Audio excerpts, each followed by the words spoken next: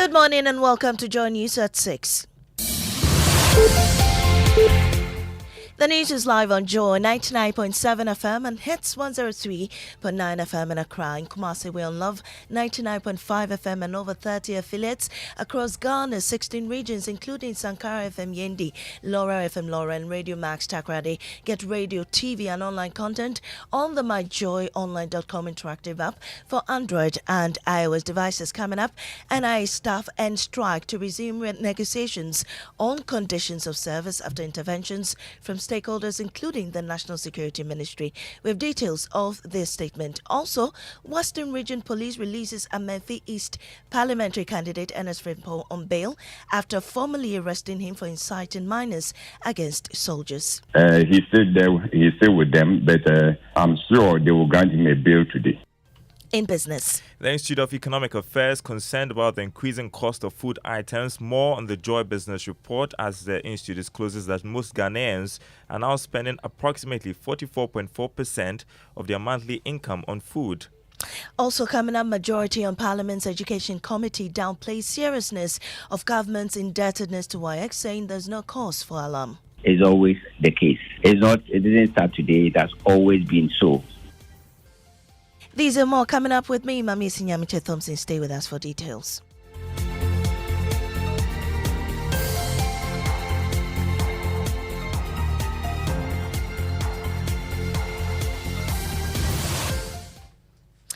The staff of the National Identification Authority has called off its strike, which began on Monday, to resume negotiations with the Fair Wages and Salaries Commission. In a press release on Wednesday, the NIA staff stated that their decision was influenced by interventions from various stakeholders, including the Minister for National Security, the Fair Wages and Salaries Commission, the National Labour Commission, and concerns from Ghanaians. My colleague Maxwell Agbaba shares details of their statement with us. What does it say, Maxwell? Well, extracts of the statement says the reason for this suspension is based on interventions from stakeholders, including the Minister for National Security, the invitation from the Fair Wages and Salaries Commission to the negotiation table, the advice of the Mother Union based on the ruling of the National Labour Commission, and the public outcry of dissenting Ghanaians.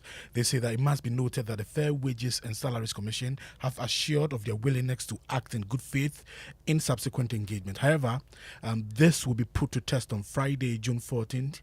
It says members are therefore assured that if at the close of negotiations on Friday, the government fails to demonstrate true faith by granting the institution-specific allowances, they would not hesitate to return to their industrial action. And they said this must be noted, and they're appealing to all members to report to work today. Thank you very much, Maxwell Akbawa. Now, the police in the Western region have released on bail NPP parliamentary candidate for Menfi East, Ernest Frimpong, following his arrest for recent comments inciting minors against uniformed security personnel at mining sites. In a viral social media video, Mr. Frimpong urged minors to retaliate against security officers who attempt to burn their equipment or attack them. Frederick Crunchy, chairman of the Municipal Security Council for Menfi East in the Western region, confirmed his arrest to Joy News. Yesterday, he reported himself to the police, and then today they took his statement. He's still with them, but I'm sure they will grant him a bail today. Okay, so if he's been granted bail, that presumes he then been formally arrested. He's been formally arrested. Has he been charged with anything? Yes, in fact, because of the magnitude of the issue, we decided to refer the issue to the Regional Police Command. Well, Deputy NDC General Secretary Mustafa Gbanli says it is not enough for the police to pick up the parliamentary candidate alone, but must extend an invitation to the Western Regional Minister who's present at the forum. That is not enough. The statement was made in the presence of a minister. The minister also has things he has said, subsequent on what the PC have said, that they have created opportunity deliberately for illegal mining to be going on. That in itself is a crime. Why is he not arrested? Why is the minister not arrested? Away from that, Vice Chairman of the Education Committee of Parliament, Dr. Prince Hamidu Ama, has downplayed the seriousness of government's debt to the West African Examination Council, WAEC, arguing that such situations have been the norm. On Wednesday, the minority in Parliament called for an urgent stakeholder meeting with the Finance Ministry to plan the payment of over 300 million Ghana cedis owed the examination body. However, speaking on Newsnight, Dr. Alma expressed confidence that government will fulfill its commitment by making the necessary payment before exams take place. And I'm not saying that that is a very comfortable situation, but just to make a point that this has always been the case over the last 10 years. The key thing is that if we take each of the examinations, we don't have to lump them together. In 2023, government paid over 80 million Ghana cedis towards the BEC. The 2024, out of the budget that they've made, government has paid 2.5 million plus, an additional 6 million plus. Just to make the point that government has demonstrated commitment towards making payments and ensuring that the examinations are conducted timeously. We still stay on education as former Director General of the Ghana Education Service, Charles Aheto Chega, has dismissed the quest by government to protect the free senior high school with a law. The move announced by the majority leader in Parliament on Tuesday has garnered mixed reactions from various quarters, compelling the opposition NDC to clarify it is not opposed to it. But speaking to Raymond Akwa on that front, the former GAS boss insists there are already enough safeguards in the Constitution which will render redundant any new law. In the 1992 Constitution, it has stated what we should do. The Constitution said, do an educational system which is progressively introducing free education. Yeah. And if you look at other sections of the Constitution, it will tell you. Everybody who sat around the Constitution table and the legal experts who looked at it were aware of the fact that we have limitations of money in this country. So we want to shoot ourselves in the foot by saying that do a free education. Okay. So for me, that is where I sit. It's a much ado about nothing. Away from education, the minority on Parliament's Agric and Cocoa Affairs Committee says the Ghana Cocoa Board will fail to achieve its 800,000 metric ton target for the 2024-2025 crop season. There have been a sharp decrease in production in the first quarter of this year compared to previous year 2023. But Chief Executive Officer of Cocoa Board, Dr. Boahen Edu, said despite the poor weather conditions, they've put in place concrete interventions to turn the fortunes of the cocoa sector around. But member of the committee, Samson Ahi, insists many of its policy interventions have failed. I don't think what they are targeting to achieve next year is feasible because the programs and activities that they are claiming they have put in place has failed. The pruning that they are talking about, go to the farms that they did the pruning and see whether the yield being derived from those farms commensurate with the investment they have made. There's nothing like that. If you go to the cocoa growing areas, there's nothing like investment going on there. Samson Ahi is a member of the Parliament's Agric and Cocoa Affairs Committee. And I'm not saying that that is a very comfortable.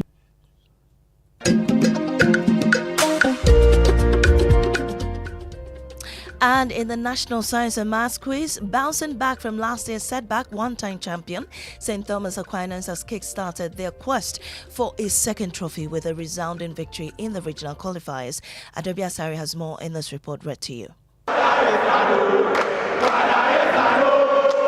After an electrifying clash with Tema, Ningo and Olam Senior High, the Old Terms emerged victorious. When you see all the schools that competed against St. Thomas Aquinas Senior School, they are never a match. West Africa Senior High and St. John's Grammar, overjoyed after securing their spots in the national championship, shared their excitement. I'm so happy! In fact, we are going to win, we are going to scatter, we are going to, in fact, we will scatter everything. The heat we are bringing, unlike the fact the Antarctica. Meanwhile, second-year students of Holy Trinity Senior High, disheartened by their final results, have vowed to rise to the top in the next season. Though that the gap was very huge between WAS and Hotcast, however, we are the Form 2 students standing for the NSMQ next year, and we promise you guys that we will take the regional qualifiers. Well, they suffered a series of defeats but picked themselves up and prevailed. That's the resilient story of Tuobodom Senior High School Technical School as it secures its first national slot after many attempts.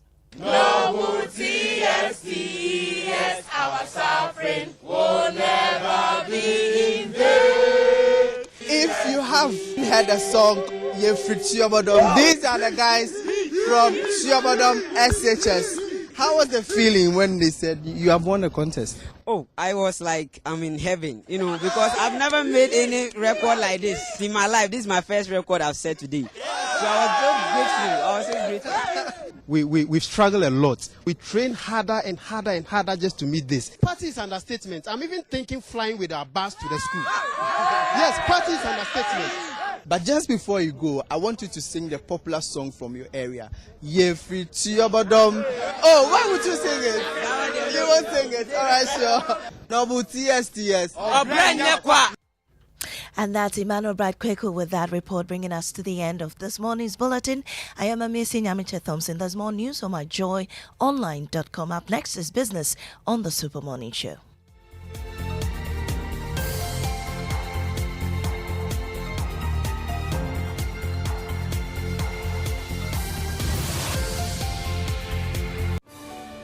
Do you have a game-changing and innovative business idea or project that can impact the society? This is your moment. Total Energies presents the 4th edition of the Startupper of the Year Challenge. This year, we are looking for 3 winners. The Best Entrepreneur, also called the InnovUp winner. The Best Project or Innovative Business Idea that exemplifies the principle of recycling and minimizing waste, also called the Cycle Up winner. And the Best Project that promotes or relates to sustainable and affordable energies, also called the Power Up winner. And that's not all. 4 additional projects in the Power Up category will be selected by an international jury. Don't wait any longer. Apply at www.startupper.totalenergies.com for a chance to win financial support, professional mentorship, and a spotlight for your project. Terms and conditions apply.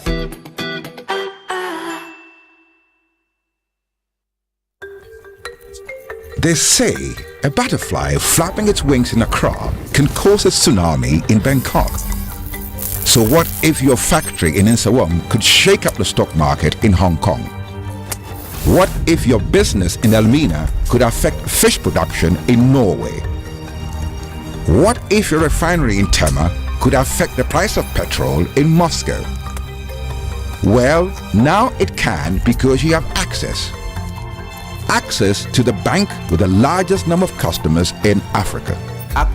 Access to our global branch network. Bonjour. Good morning. Our robust asset base and an unparalleled digital infrastructure. So go ahead and flap your wings wherever you are, because with us you have access to an entire world of possibilities. Access more than banking.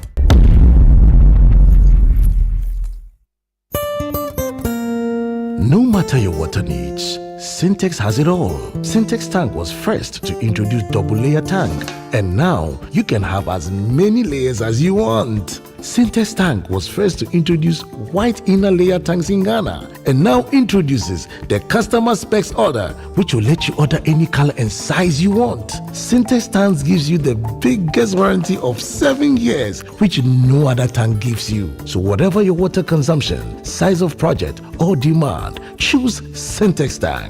Syntex tank, stress-free. Syntex tank, reliable. Syntex tank, maximum guarantee. Call 0244 335 168, Kumasi 0505 555 666, or visit syntexgh.com.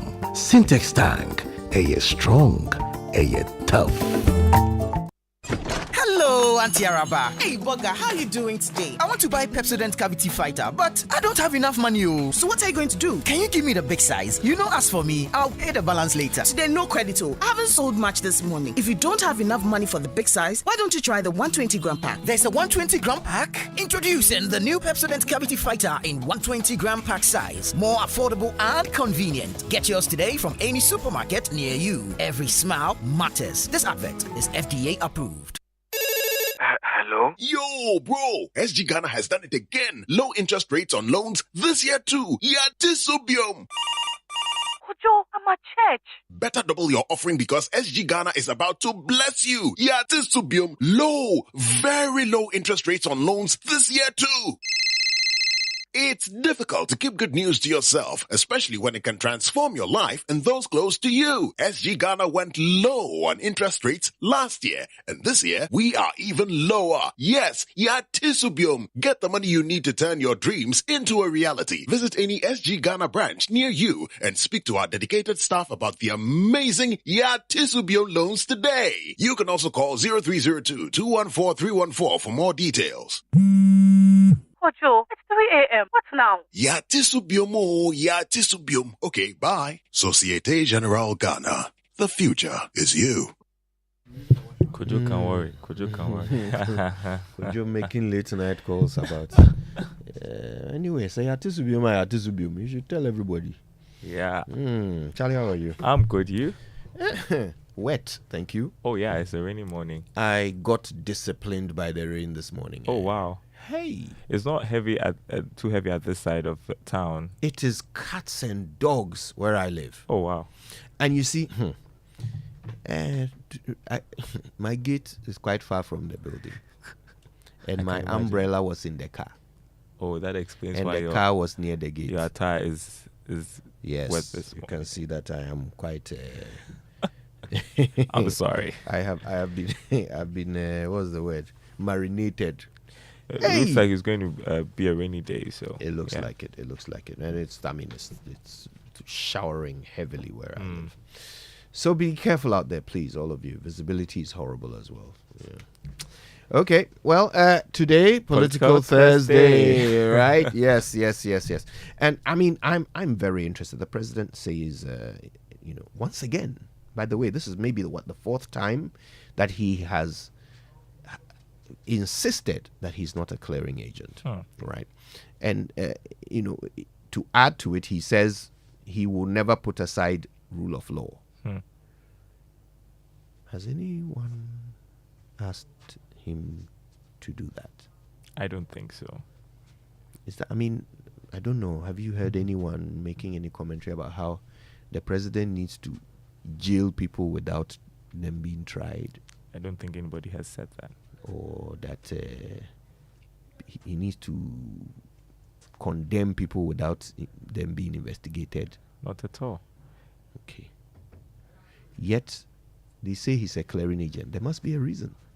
Well, could it possibly be that he tends to declare people innocent before they are taken through any kind of process to officially determine their innocence or guilt? Yeah, and I think people are getting increasingly frustrated because nobody's being held accountable for the numerous scandals that we have heard of as relates to corruption in the country. All you hear is the president backing up his people. I stand with them. They are excellent. They are doing a great job. They're doing a great job. He believes they will be exonerated. That's what we hear. Yeah. But he says that somebody is asking him to put aside rule of law. Nobody is asking him to do that. He has set his own question and he's answering it. Well, anyway, today on Political Thursday, we'll talk about that and other issues. Right now, though, the 6 a.m. news came to us thanks to Total Energies. Total, we go the extra mile for you. And now, of course, the Joy Business Report comes your way thanks to Omni Basic Bank. At your service.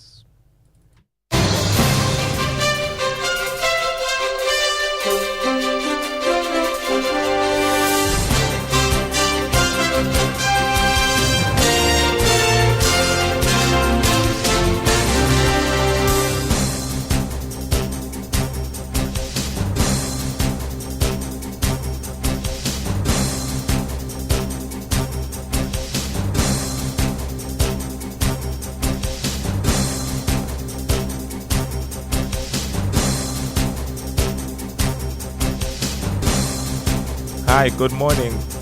Welcome to the Joy Business Report. Coming up this morning, the Institute of Economic Affairs concerned about the increasing cost of food items. More as the Institute discloses that most Ghanaians are now spending approximately 44.4% of their monthly income on food, reflecting a significant burden on household finances.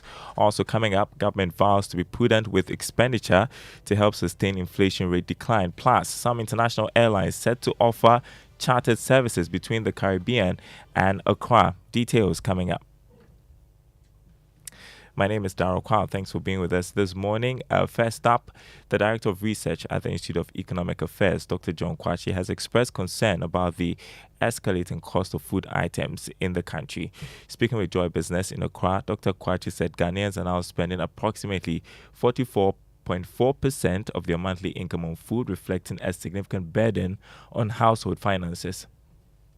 How come that for the resources that we have, arable land and so on, we cannot achieve food security for this country, and food is so expensive? You know, if you look at the CPI basket, 44% weight is food. In other words, what he's saying is that on average, every Ghanaian, your monthly expenditure, 44% of it goes to food and the rest goes to all other things. It's not acceptable. What happened to planting for food and jobs and all those, projects and programs?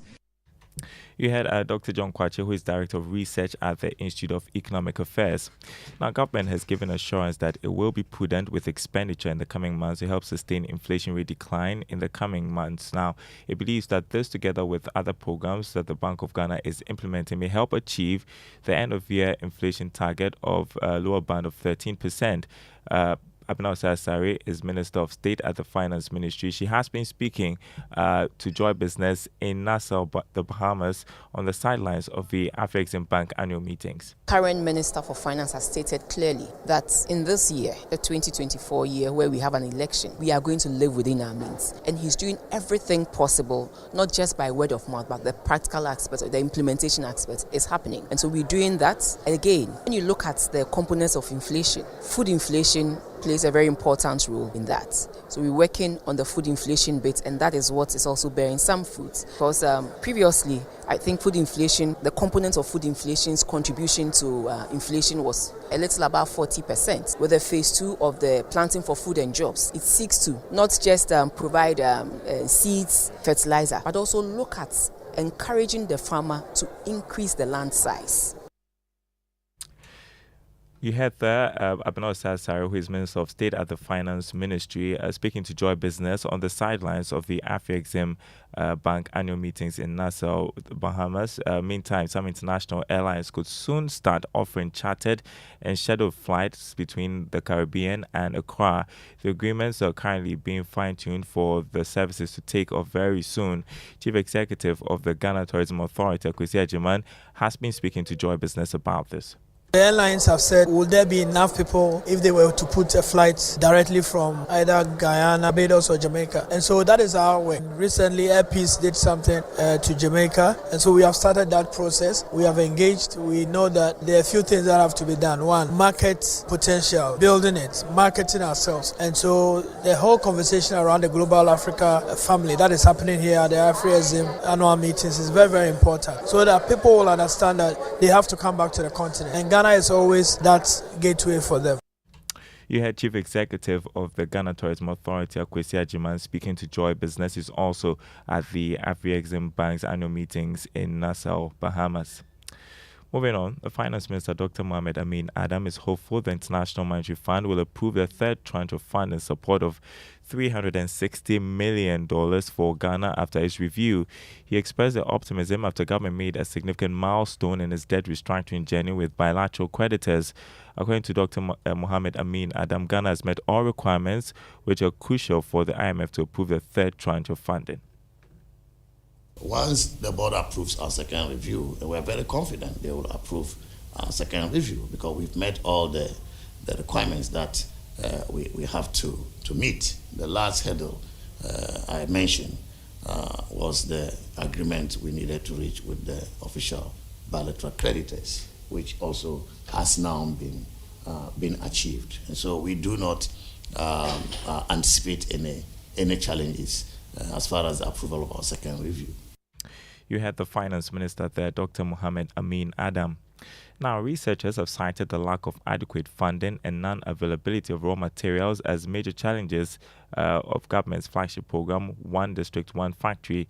research lead for a report on the impact of the initiative. Dr. Faustina Obeng noted that limited supply of primary commodities of production coupled with the capital-intensive nature of the manufacturing sector hindered the full implementation of the program. She spoke at a workshop organized by the Third World Network to discuss a report on the contribution and impact of the two flagship programs to the structural economic transformation of Ghana.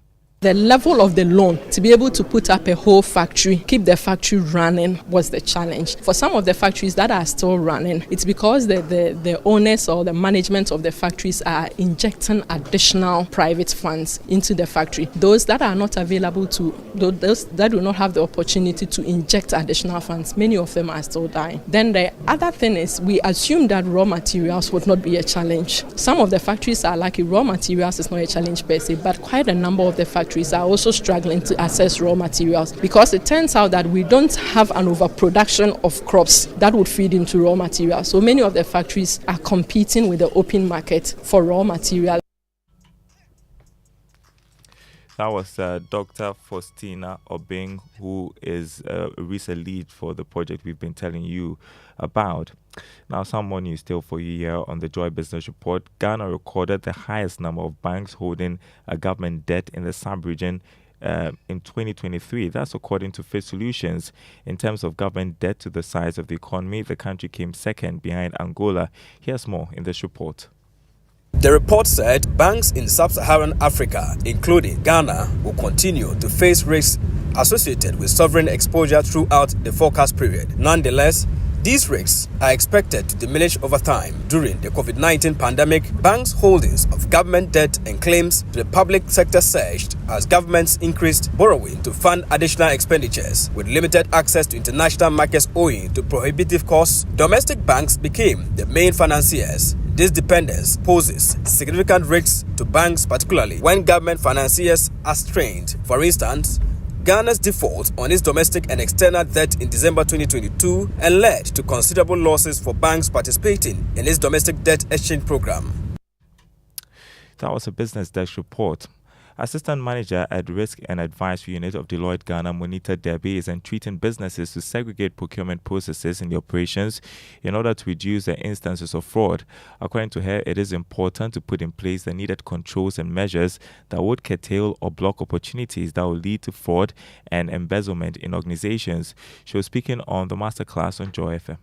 If you're an institution where you don't have the measures in place that will help prevent or detect the fraud, maybe someone is requesting for some money to purchase something within your organization. The same person requesting the money is the same person that will make the approval, that will sign the checks. When they are maker checker, they call the maker checker control, segregation of duties, they will bypass measures and execute the fraud more or less. So having the right measures in place. So opportunity is actually what is in the management of organization. That is what is within their purview. That's what they can control. The pressure and the rationalization falls within the individual. They are thinking about it. But if you put the right controls, measures in place, it can help mitigate the risk. Monita Debbie is Assistant Manager, Risk and Advisory Unit at Deloitte Ghana. A good time to bring you Investor Eye this morning, and we'll tell you how to detect fraudulent investment links shared on social media platforms. Joseph Kokwe is the lead in charge of cybersecurity at the E-Crime Bureau, and he gives some tips on how to avoid clicking fraudulent investment scheme links shared on WhatsApp platforms. Take a listen. There's certain metrics you are looking at. You are looking at historically, what kind of message has this person been sending? So if you contextualize it in that way, then I know the kind of messages you send on a group. This is very inconsistent with things you normally send, right? So on that metric, then I can determine the sender aspect as suspicious. From the sender aspect, you can also look at who is sending it in terms of, again, it comes with history in the sense that has this person ever sent a message to me before? So if you are dealing with someone who is a one-time sender, normally it also is suspicious because people of that range are normally attackers who are just targeting as many people as possible and they want to see who will fall victim to it. But thirdly, in this case of the sender, the beautiful thing about it is you can easily call to verify. So I got a link from you. Are you the one who sent it? I'm saying this because there are cases like where you mentioned where someone's account can be hacked and then the hacked account is being used to send things.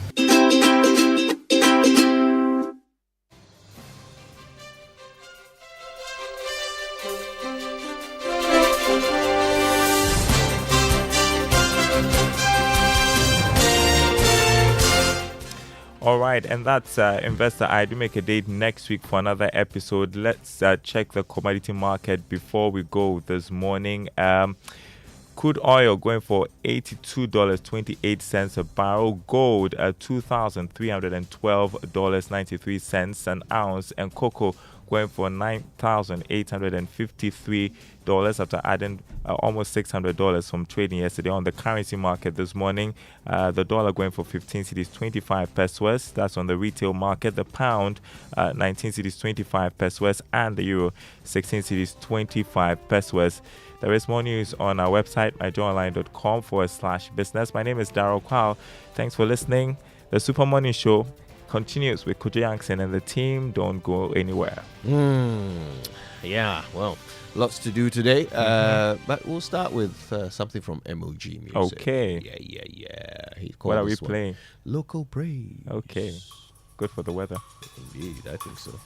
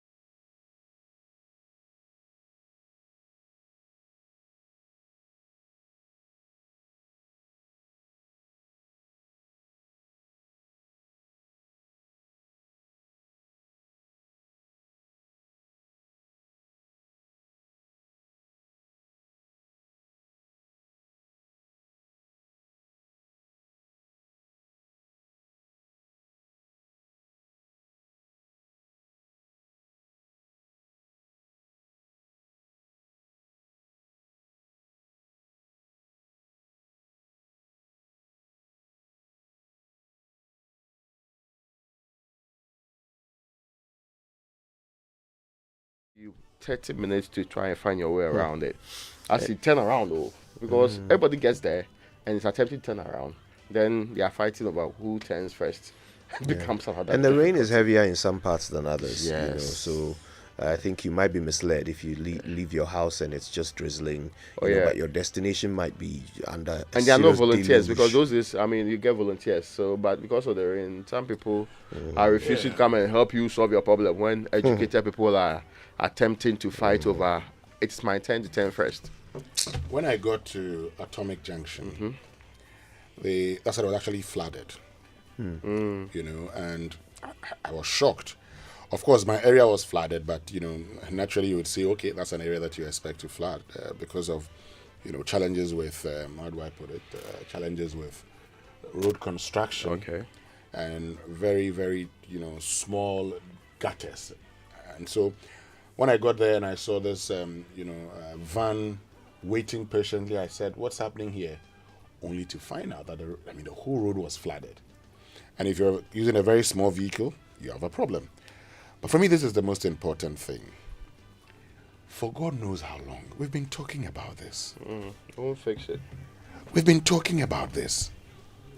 Massa, look, as far back as 2021, the Minister of Housing, Works and Housing then, Asenso Boakye, was writing to the Minister of Finance then, Ken Oforiatta,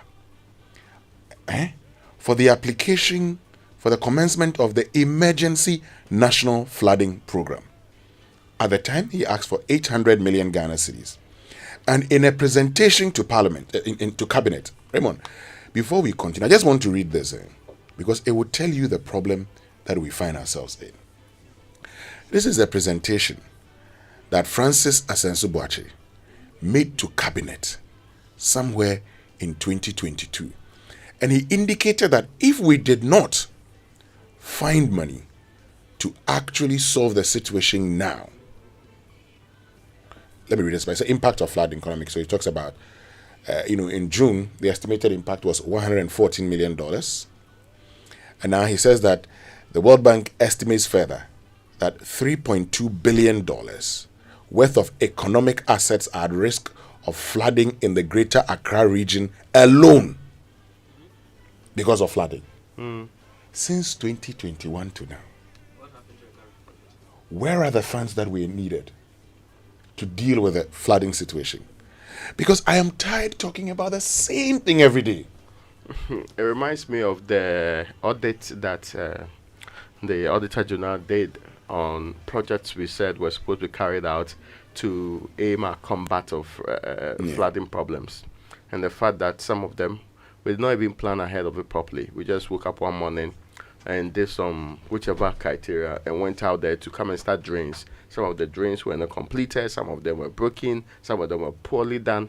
We basically went out there, even though with the intent to fix problems, but do it in a shoddy manner and cause more problems. So yes, we have no intentions of fixing flooding in Accra.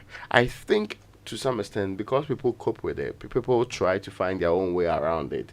And unfortunately, we've not lost any minister or their relation in any flooding incident yet, or the one that I know about.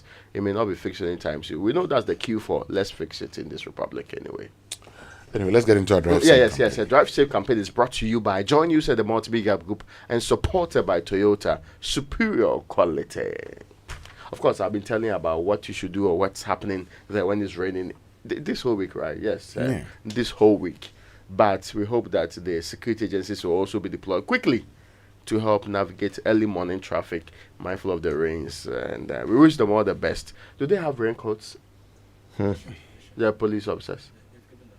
Mbura is saying they've given them raincoats. So hopefully they would put them on and get to save the nation this morning.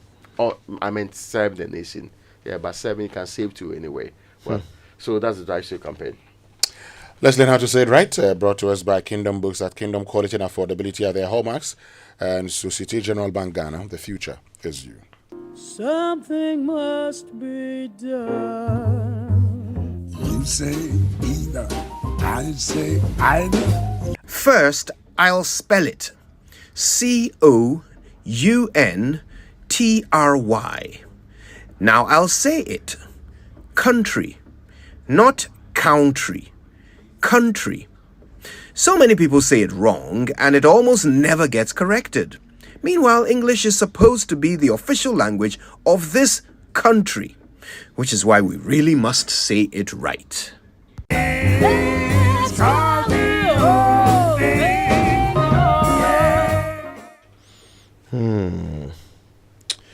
Yeah.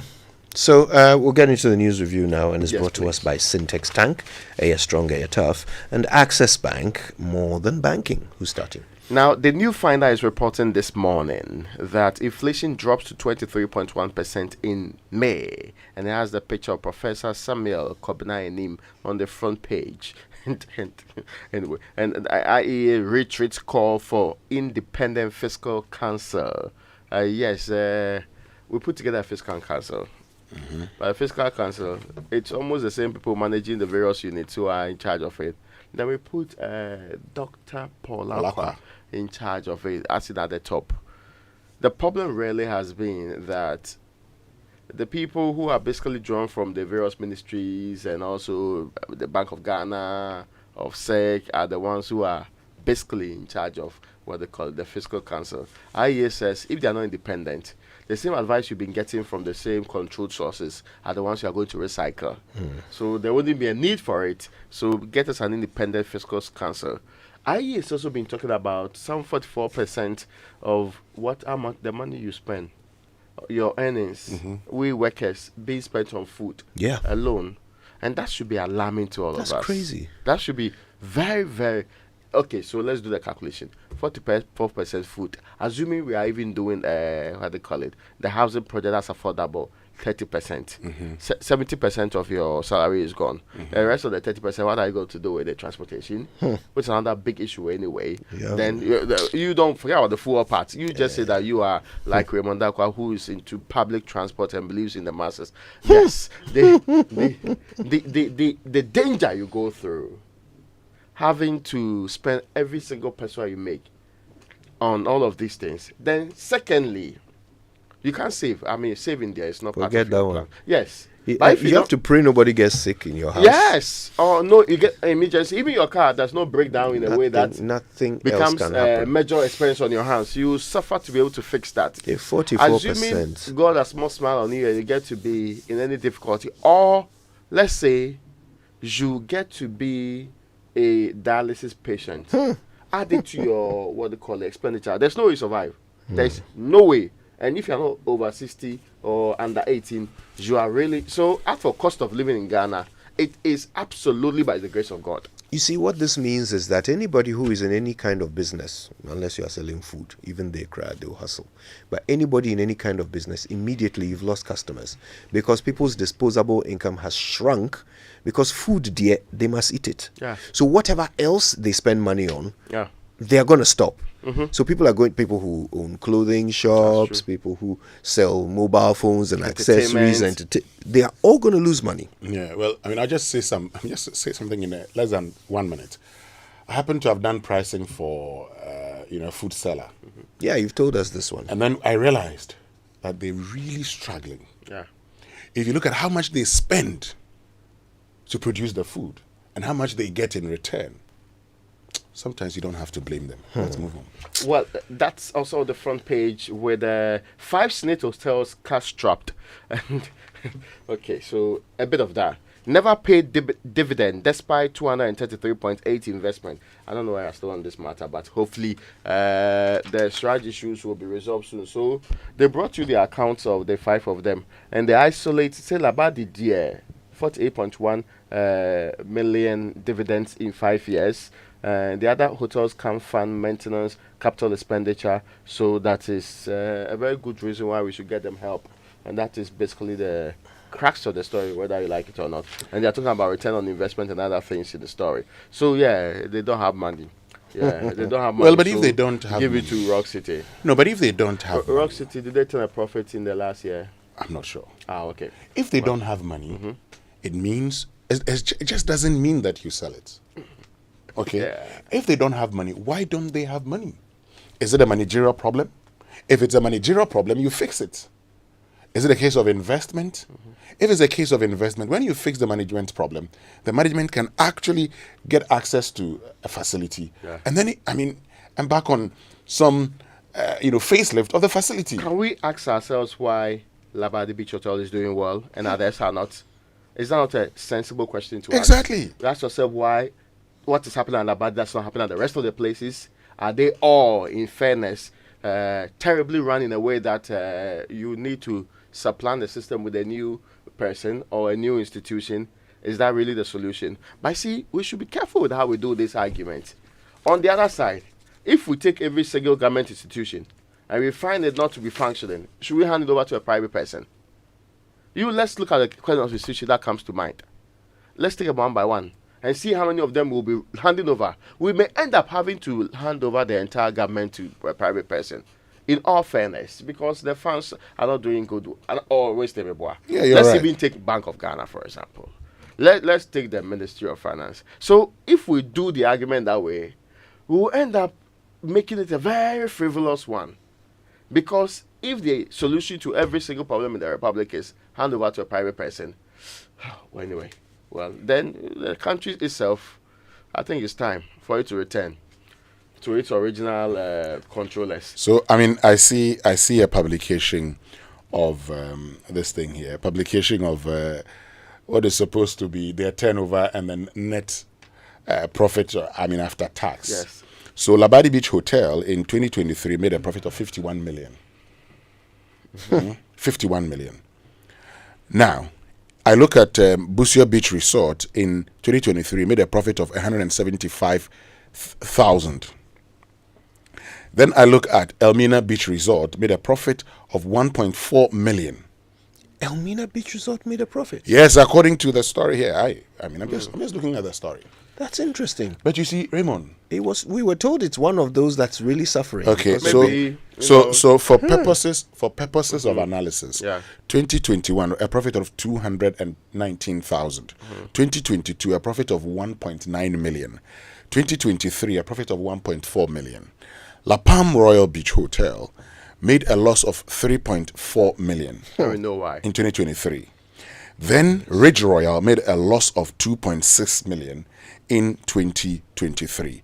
Ridge Royal, since its inception, has been making losses. It will be important to note, for instance, why it makes those losses. And I don't have the financial statement, all of it in front of me. I have an idea. So, I've been there recently. Okay, so I can't speak to that. But the declaration of dividends is what the board will do. You know that. Yes. The board will decide we want to pay dividends. Or recommendation yes. So why do we couch a story that says never paid dividends, despite as if that's an indication that each one of them was making a loss. Each one of them was making a loss. This is what is in the story. And so it actually tells you that these hotels, at least, okay, if they are properly run, can make huge profits and pay dividends. We'll come back to that. Let me get to the daily graphic. And the daily graphic has been doing something.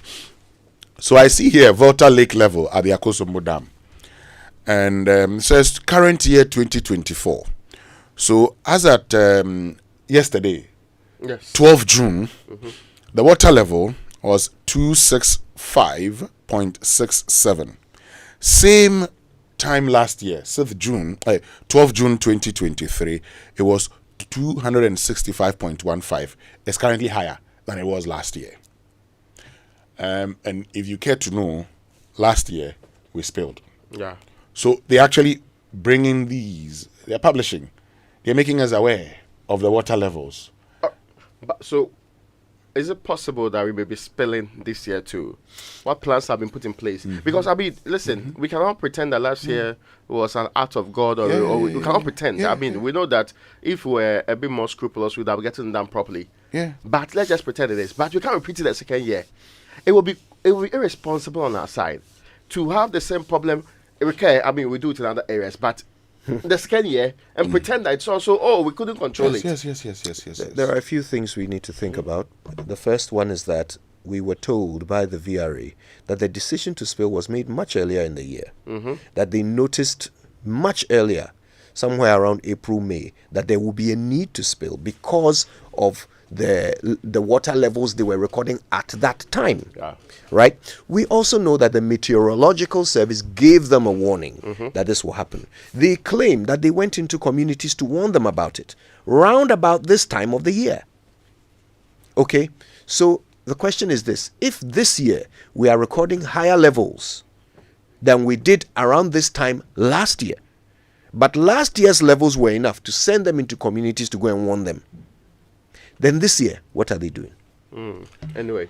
And also on the front page, purge toxic political space. Afenyo Marking urges media.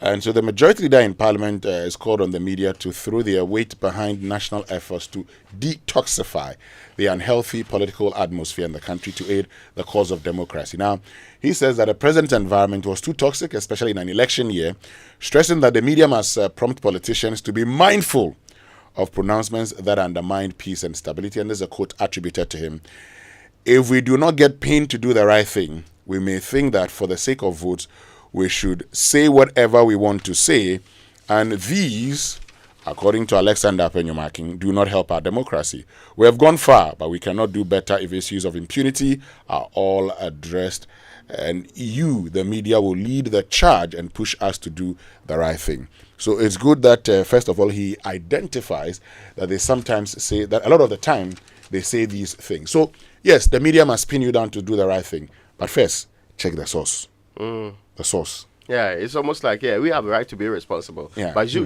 need to make sure that we are not irresponsible. When the parent is saying that, when the child is saying that to the parent, it may make sense. But adult to adult, really. That's some way. And this one says government secures pact to suspend bilateral loan payment until 2026. We talked about that yesterday. And GCB Bank's digital transformation innovation celebrated. Now, let me run through the daily guide quickly. Show business model. DPP Des Nam1. Otufo Lot Bamia. You are respectful and also humble. Well, I've seen other headlines too. But NDC kicks against free FSHS bail.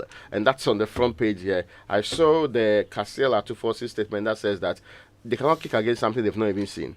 So that's a clarification of that position. And Gamanche leads Clean Accra campaign. And he's on the front page with other people around him, around some market places like Makola, and this is a very laudable project anyway. Kudos to the, what was the name? Benjamin Akapo said kudos. Yes. Kudos to the Gamanche.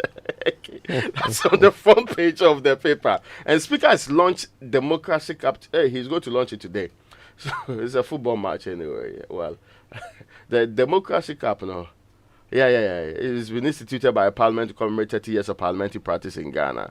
Yeah, so Accra House of Folk and Asantiko will vie for the maiden edition. Why? Kotoko should be playing Samatex, right? Yes. Yeah, because Accra House of Folk is going very much there in extension. No, they're on the verge of relegation. Yes, that's the word they use, relegation. Very close to extension. Anyway, I'm not so Let's sure go to why. the online news review. Yes. It is brought to you by Zenith Bank in your best interest, Goyle Good Energy Goyle India, and G&J Technical Services, celebrating 30 years of providing backup power in Ghana. So we can't be complacent dealing with an NPP that is obsessed with power. Fifi Kwete is the one making that claim.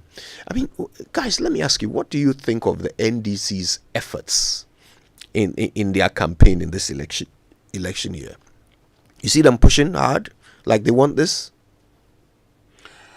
Well, I mean, the NDC is trying. They're pushing. But, campaigning is such that sometimes you need a lot of funds to win an election, to campaign. And when you've been in opposition, this is your 8th year. Unfortunately, for our kind of politics, it's difficult. But you've seen their candidate, John Mahama, engaging in what Professor Mills did in 2008, now trying to go around and talk to more people. Yeah. What the NDC, I know, are doing also is to first of all start with their base. So they may have made some mistakes with their base in previous elections, but they want to galvanize their base first, then they go outside there. Well, yeah, it's one of the things we should talk about soon. Assess the efforts in this campaign of both of the major parties and all the others as well, to be fair. Okay, shall we go for the BBC News? Yes. Yep, it's brought to us by Fidelity Bank, believe with us, and Old Mutual, 10 years of greatness in Ghana, here for a lifetime. For decades, we have helped businesses connect with their trade partners all over the globe. From Ghana to Burkina Faso, Côte d'Ivoire, Benin, Togo, Senegal, China, Morocco, France, Netherlands, and many other countries. We have made it possible to bring Ghana to the world. We have brought small and medium businesses closer to their customers across the regions in Ghana with our SME support facilities. We have brought relief and smiles to the faces of families with our employee personal loans. With our cutting-edge technology and digital support, we take the burden of complex thinking off you, making life simple. That is who we are, as close as a partner. Bank of Africa. We are indeed the African bank with the global reach. Good energy hits the road with exciting choices to energize your ride, giving you more options to take you further. Watch this space for your choice. Goil, yeah.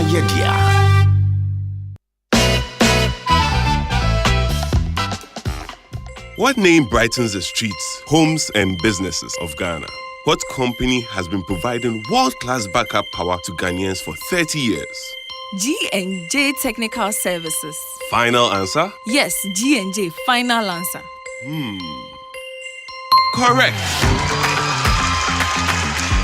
G&J is celebrating 30 years of providing backup power in Ghana. As the largest supplier of world-class generators in the country, we have been the backbone of Ghana's alternative power industry by delivering the best sales, maintenance, and after-sales solutions the nation has ever seen. We've done it for 30 years, and we promise that the future will be even brighter. Reach us in Accra on 030-268-9178 or 9179 and 020-222-2204 all the way to 2220. And in Kumasi on 020-222-236 or 020-222-2220.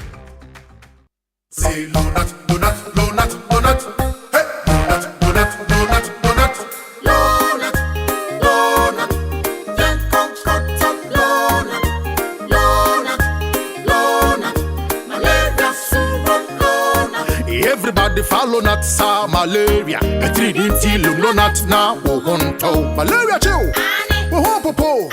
What do you need? I want the no not. A dabako. No not. A damienu. No not. A damiensa. No not. Malaria syrup. No.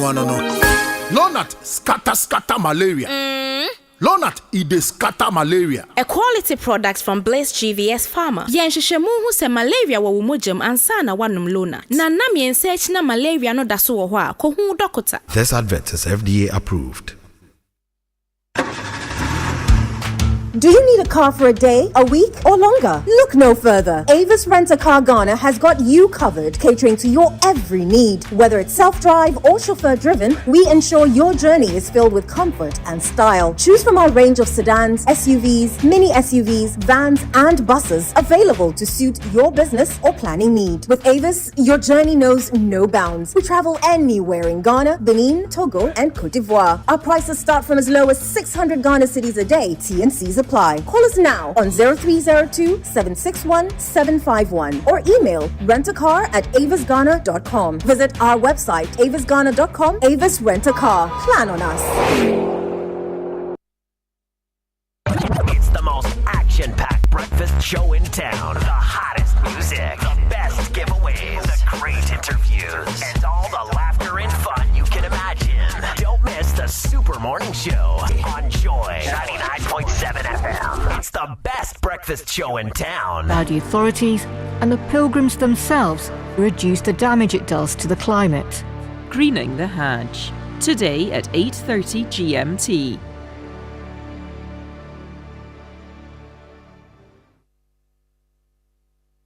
Business Daily is in 30 minutes. Why does everyone eat so late in Spain? Today we take a look at the history of Spanish working culture, and what that means for restaurants that open late into the evening as the younger generation push for a more flexible lifestyle. Next, it's The Inquiry. This is the BBC World Service, the world's radio station.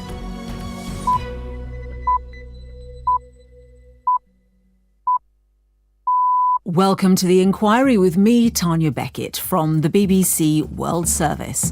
A hidden camera, the First Lady, the President, and a pastor. In the video, you can overhear him gifting her this bag, but you cannot see him giving the bag itself. The story of a designer gift that has rocked one of Asia's most powerful countries. President Yoon has become the first and so far the only South Korean president who would not have control of the National Assembly at any time within his presidential term. All of which has far-reaching implications. The problem's imminent in the sense that North Korea has nuclear weapons and we don't know, what direction they're going to take. This week on The Inquiry, we're asking, what does a designer handbag say about South Korean politics? Hello, I'm Moira Alderson with the BBC News. G7 leaders meeting in southern Italy are expected to approve a plan to use interest from frozen Russian assets to raise $50 billion a year for Ukraine. President Zelensky is due to attend and sign a new security agreement with the US President Joe Biden. Mark Lowen is at the summit. The interest raised on these frozen Russian assets could then be front-loaded and basically brought together and given to a loan to Ukraine, equaling around about 50 billion euros, with those frozen Russian assets used as collateral against that loan. Now, that's going to be an important injection of cash to Kyiv, which is obviously extremely cash-starved at the moment, which needs to spend money on weapons, which needs to redeploy troops with Russian advances in the east. So that is going to be probably a concrete deliverable at this G7 summit. The Argentine Senate has passed a bill that's a key part of the Libertarian President Javier Milei's plans for economic reform. The vote followed a marathon debate as protesters battled police outside the Congress building in Buenos Aires. With more details, here's Kat Wiener. Local media described the scenes outside Congress as a battlefield, as protesters overturned cars and set them alight. Some hurled stones and petrol bombs at riot police, who responded with pepper spray, rubber bullets and water cannon. The bill includes proposals to declare a state of economic emergency in Argentina, cut pensions and water down labour rights. But Congress is divided over the measures, and the government has already been forced to back down over plans to privatise the national airlines, the post office and state media outlets. The UN Refugee Agency says the number of people forced to leave their homes because of violence or persecution has risen for the 12th consecutive year to reach a record 120 million. The conflict in Sudan alone has driven 9 million people from their homes in little more than a year. The head of the refugee agency, Filippo Grandi, warned that world leaders are failing to tackle the root causes of displacement. The problem can only be solved through very complex sets of action, from the root causes that can range from conflict to climate change to poverty and a mix of all that. And then, opportunities that can be given to people along the routes. So there's a lot that can be done if states work together and are strategic in their outlook. Hamas has issued a statement stressing what it called its positivity in negotiations on a new ceasefire and hostage release deal in Gaza. Hamas said it had expressed its readiness to cooperate, but had not heard any Israeli official confirm acceptance. As the United States has asserted, it also rejected a claim by the US Secretary of State Antony Blinken that Hamas had presented unworkable changes to the deal. World News from the BBC. The Chinese Premier Li Qiang has said that differences between his country and New Zealand should not create a chasm that prevented trade and cooperation. He was speaking at a joint conference with New Zealand's Prime Minister Christopher Luxon after an initial meeting in Wellington. Mr. Li is the most senior Chinese politician to visit the country in 7 years. Elon Musk says Tesla shareholders are on track to approve his giant remuneration package, though the result won't be known until later today. The Electric Car Makers Board has said that Mr Musk deserves the $56 billion pay package, but in January a judge blocked the remuneration deal, calling it unfathomable. A $10 million science prize has been won by a new test that it's hoped will help tackle the spread of antibiotic-resistant microbes. With more details, here's our health correspondent, James Gallagher. The test works in urinary tract infections. Put a sample in the machine and within 15 minutes it says whether the infection is caused by bacteria. And within 45 minutes it tells doctors the best treatment to use. It would stop antibiotics being wasted on viral infections which don't respond to such treatment but still contributes to the rise of superbugs. The original research was done at Sweden's Uppsala University and the test is now being manufactured by the company Sysmex Astrago. James Gallagher reporting. A genetic analysis of human remains from a sacred site in southern Mexico has shed new light on the rituals of the ancient Maya civilization. The bodies of more than 100 children, sacrificed over 1,000 years ago, were found in a water cistern near the ruined city of Chichen Itza in the 1960s. Now, DNA extracted from 64 of them has shown that they were all boys. Previous studies and Spanish colonial accounts suggested the Maya favoured girls for human sacrifice. That's the latest world news from the BBC. This election, ask your favorite politicians about their plans for tackling climate change and improving access to water, sanitation and hygiene. Let this define who you vote for. At WaterAid, we believe in the future where our leaders prioritize climate change, water, sanitation and hygiene. Your vote can make this possible. After tasting 10 cedis worth of Abochi's kebab, you finally decide to buy some. He wraps it up and you take it home. Just when you're about to dig in, you see your name in bold Times New Roman font size 14 on the paper. And that's when you realize it's the CV you submitted for a job last week. The job market is changing rapidly. AI, clouds, holograms. Who knows what's next? Over 34 million Ghanaians. What makes you stand out? Get the X Factor to get ahead with tech courses from ALX. Choose AWS Cloud Computing, Salesforce Administration, Data Analytics, Data Science, Front-End Web Development, Back-End Web Development, or AI Career Essentials. Search ALX Ghana online to apply now. ALX. Do hard things. As the world is changing, you need updated skills to take advantage of all the opportunities out there today. The Ghana Skills Development Fund has already provided training for dozens of businesses over the last 2 years. And now it's your turn. With over 100 million Ghana cedis given up for skills upgrades in the formal, informal, and innovations and green technology sectors, applications are now open for the next batch. Visit www.gsdf.ctvet.gov.gh to submit concept notes between now and 14 June. And be sure to apply in the correct window to avoid disqualification. Call 0303-941-361 for more inquiries or send an email to gsdf@ctvet.gov.gh with inquiry as the subject. The GSDF is funded by the World Bank through the International Development Association IDA with the Commission for Technical and Vocational Education and Training CTVET as the implementing agency under the Ministry of Education.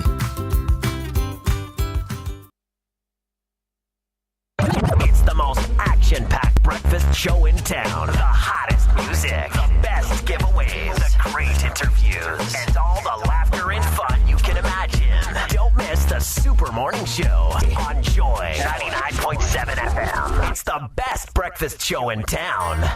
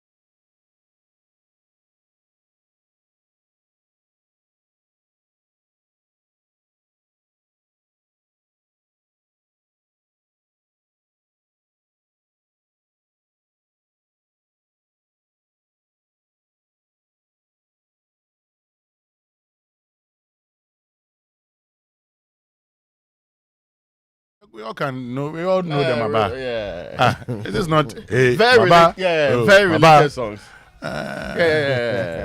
You know, that was produced by Nana King. Yeah. Well, okay. We So say produced. What we mean is borrowed. When I'm coming, you don't understand. And Nana King, who's also, on record as a producer? Nana King. Nana King also did the. For the mommy, that's on Amdazi, on Shemfabo. Okay. So it's Nana King stock in trade. Oh, I didn't know that's what you had. Oh, yeah. But you know, if you listen to the library on Joy 99.7, Andy Dusty. You will learn the origins of a lot of songs. So many like, songs. Yeah, it's a Julio Iglesias. Yes. Now the love is on our side again. You mean Aquabwa? Yeah. Original Aquabwa. Yeah. Julio Aquabwa. Hey. But the Boston Luz and Asafo Beson. Asafo Beson 1975. Yes. Boston Luz 1978. Who copied who? So no. Then of course by sequence. Yes. Chronology. Yes. They copied us. Yes, they copied us. That one they copied us. Yes, CK Man did the original one. By the way, Asafo Beson is about Cape Coast. Do you know that? Really? Yeah. We are the only kingdom in the nation that has 7 Asafo companies. Yeah, so Asafo Beson is about us. Yeah. Of course, I wanted to say something, kingdom, but it's okay. No, it's a kingdom. It is a kingdom. But it's okay. Let's move on. Are we okay? Are we all fine? We are fine. All right. Honorable member, let's move on. I think it's best. All right, today on the Super Morning Show, it's Political Thursday. We want to talk about a few things, bring in a few political voices to assess a few of the things that have been coming up. Number one, this bill. Yeah, free SHS. And we're also going to talk about galamsey. Yes. And then the president says he's not a clearing agent. Again.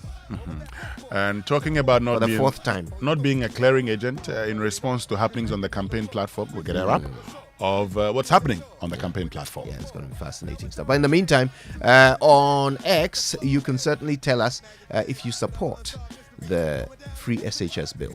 Yeah, tell us why. Use the hashtag JoySMS. We'll tell everyone what you're thinking right here on everybody's favorite breakfast, the Super Morning Show on Joy. And by the way, don't forget to share our X Space conversation, right? It's a great way for people to listen to the show on the go. So don't keep it to yourself. Share it. And again, use the hashtag JoySMS. Yeah, that's it. Aye. Wake up to joy, joy, joy. Sunshine and joy in the morning time. Yeah. Wake up to the Super Morning Show. Yeah. Wake up to joy, joy in the morning. Yeah. If you're turning on your radio, go for some joy in the morning. On the Super Morning Show. Welcome to the Joy Super Morning Show. And you have a game-changing, innovative business idea or project that can impact society. This is your moment. Total Energies presents the 4th edition of the Startup of the Year Challenge.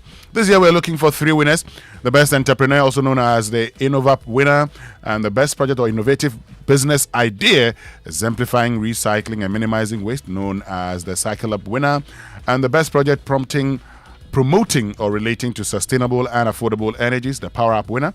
And that's not all. 4 additional projects in the Power Up category will be selected by an international jury. Don't wait any longer. Apply now at startupper.totalenergies.com for your chance to win financial support, professional mentorship, and a spotlight for your project. Terms and conditions apply. Hashtag Total Energies. Yes, and from the Jabin Kingdom, I'm here to tell you that the Pan-African payment and settlement system is now live at Fidelity Bank. Imagine sending money to your loved ones or business partners across Africa instantly and in Ghana cities. Don't wait for days for transactions to clear. No more expensive fees. Just fast, secure, and affordable payment. PAPS is here, and Fidelity Bank makes sending money through PAPS very, very easy. Now visit any Fidelity Bank branch and start sending money across Africa instantly and securely, and also affordably. Let me name some of the places you should be doing so now. Nigeria, Gambia, Liberia, Guinea, and Sierra Leone. Fidelity Bank. Believe with us. All right. Well, now let me ask you, which bank in Ghana is always at your service? Omni Basic. Thank you. Which bank is ready to assist you with their 24-hour state-of-the-art contact center? Omni Basic. And which bank is Ghana's fastest growing corporate bank and Bank of the Year 2023? Omni Basic. Thank you for your cooperation. At Omni Basic Bank, they are always at your service. Now, you can call them on 0307 086 000 or 0800 100 790. That's their toll-free number. Or just go to any of their branches across the country to open an Omni Basic Bank account today and enjoy exceptional customer service. Omni Basic Bank at your service. Well, G&J, your reliable alternative backup power solutions provider, is 30 years old. We wish to thank all our cherished partners and customers for being part of this journey. As we embrace the future with brighter hopes, we look forward to providing you with the best backup power service to your homes, offices, churches, and more. We're still the largest backup power supplier in the country, and with our 24-hour service delivery, we're poised to give you the best brands in backup power and after-sales services. Locate G&J in Accra off the Mortuary Road to Kolebu. Call 0302689178 or 0302689179 or 0202222204. In Kumasi, call us on 0202222236. Now to the businessman, trader, and also the parents sending money to loved ones and business partners. Thanks to the Access Bank and PAPS partnership, you can now send money across border hassle-free. Now you can send money to pay for goods and services, make business transactions, and cover fees across Africa without worrying about foreign exchange losses or delays. It's straightforward, secure, and keeps your mind at ease. Benefit from instant payments across Nigeria, Liberia, Gambia, Guinea, and Sierra Leone with absolutely zero foreign exchange hassle. When you send money in cedis, it will now be received in any other currency by the recipient. Now, for more information, you need to visit ghana.accessbankplc.com or call our toll-free number 0800 004400. For all your cross-border payments, visit any of our branches and PAPS it with Access Bank. Access Bank, more than banking. All right, don't forget to go to kingdomstoreonline.com and pick up the very best quality office essentials, equipment, furniture, and stationery from Kingdom Books. They will let you pay via Momo when you make your order online, and they'll deliver to you in very good time to your home or office. You get free delivery if you're in Accra or Tema. Terms and conditions do apply. At Kingdom, quality and affordability are their hallmarks. And Toyota users, get ready for a revolution. If you want your Toyota engine to function optimally, then there's only one choice, the Toyota Genuine Motor Oil. The Toyota Genuine Motor Oil has been rigorously tested and proven to be the best oil for your Toyota engine, specially crafted to keep your Toyota engine running smoothly and efficiently. The Toyota Genuine Motor Oil is available at all Toyota Ghana branches across the country. Nothing makes your engine happier than Toyota Genuine Motor Oil. For bulk purchase or distribution, contact Toyota Ghana on 0302 429801. Toyota, superior quality. Now, as a business, you're always exploring innovative ways to maximize your operations and foster growth in today's dynamic environment. We know that no great story was ever written alone. No, not at all. With a little help from the ABSA Supplier Finance Program, you can pay for your suppliers early so that you pay later, and you can extend your payment terms without compromising your supplier relationships. By optimizing your working capital, your suppliers will also benefit from early access to funds, enhancing their financial stability and cash flow. So that the next chapter of your business is one of growth and also achievement. All you need to do now is go straight to absa.com.gh or speak with your relationship manager today for more details on the ABSA Supplier Finance Program. Terms and conditions apply. Your story absolutely matters at ABSA. So Sunday is Father's Day. Yes. Okay. So Jancy is saying something somewhere. Yes, on Saturday. Yes. On Saturday morning, I'll be on. But I don't seem to feel they're the not Father's even Day. doing promo for us. Oh. Anyway. Yes. So there was a Mother's Day promo, wasn't there? Yes, just tell a story about your mother and win all kinds of things. Businesses were very interested in getting behind it because it was about Businesses our mothers. that are headed by men as CEOs. Yes, because it was about our mothers. So we all got very excited about it. But Father's Day is what, 3 days away? Yes. And we clearly don't give two hoots. We need a decision by the Supreme Court to force. force. Yo, no, I just asked. So on Saturday, we'll be talking about what fatherhood means to us. Yes. On Edem Night Tay's Home Affairs. Home Affairs, which is in the morning, 6:30 a.m. Yeah, it's a great show. I love it. I always switch on my radio to listen to it. So yeah, we'll be on that. Please And make sure this year, nobody should be sending those things.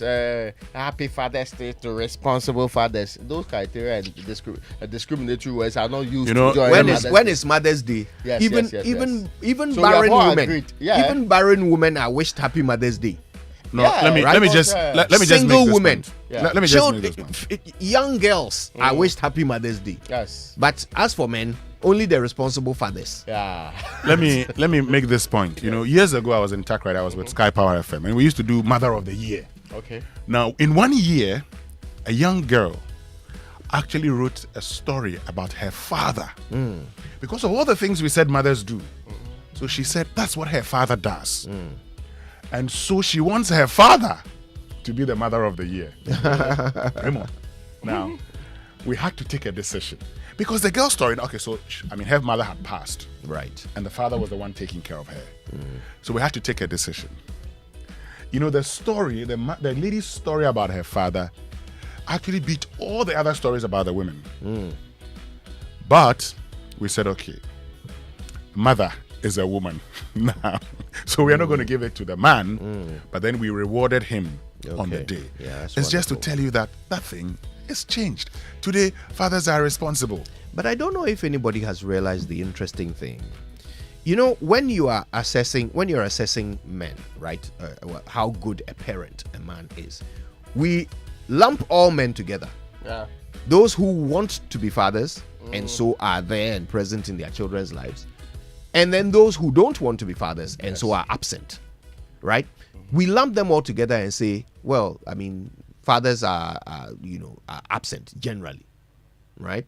But the truth is that wherever men are present in the lives of their children, they are excellent parents. And the statistics are there to show it. In fact, single fathers are supposed to have a much better effect on the children's lives than single mothers. According to science, this one, I didn't make it up. Okay. So, anyway, we'll talk about these things. Right now, though, it's time for us to take some messages. We'll be back with birthdays and sports. Stay with us.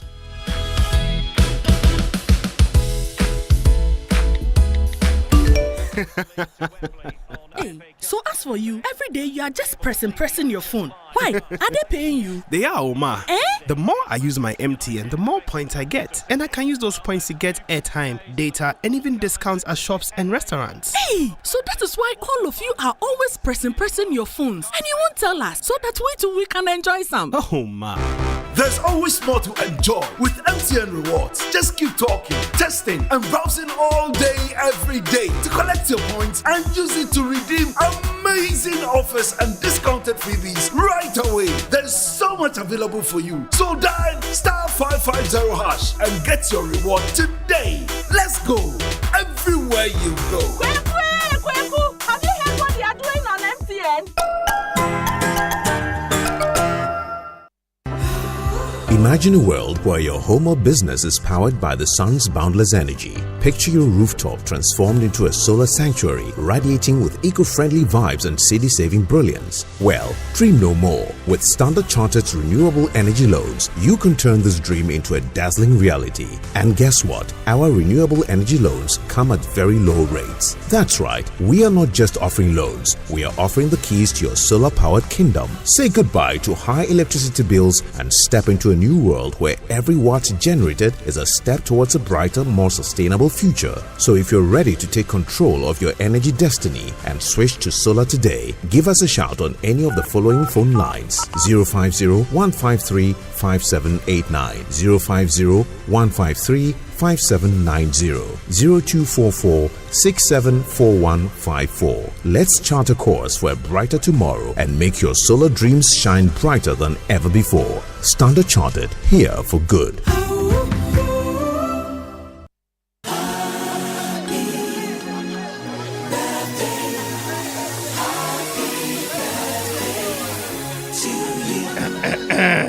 It's a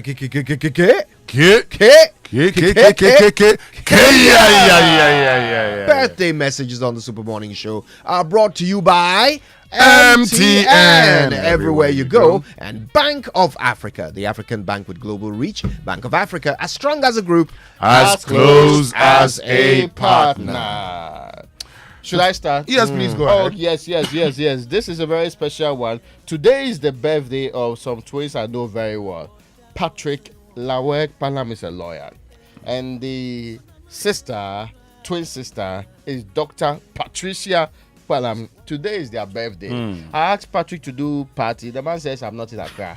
But is he in Accra? Yeah, but you not being in Accra doesn't mean you can't do So party. can you be at the party? It's not for my. I don't do things for my personal interest. Yeah, I'm talking about the masses here. Master, you have to do the party and celebrate the day. You hardly celebrate birthday anyway. Okay. Today, this one says, happy birthday to lawyer Mrs. Patience Owusu Ajiman of SNIT Pension House from your husband, Kweku Owusu Ajiman Esquire, and the kids, Nana, Papa, and Ohima. May the good Lord bless your new age with long life and happiness. We love you always. And this one says, happy birthday to the boss lady, Ama Domri Odru Tamaklo, CEO of Food 101. You're an amazing woman. I love you so much. From your husband, Adam, Kate, Sena, Seyi, and Sayram. And what is it? And what? Sviva and the entire Food 101 workers.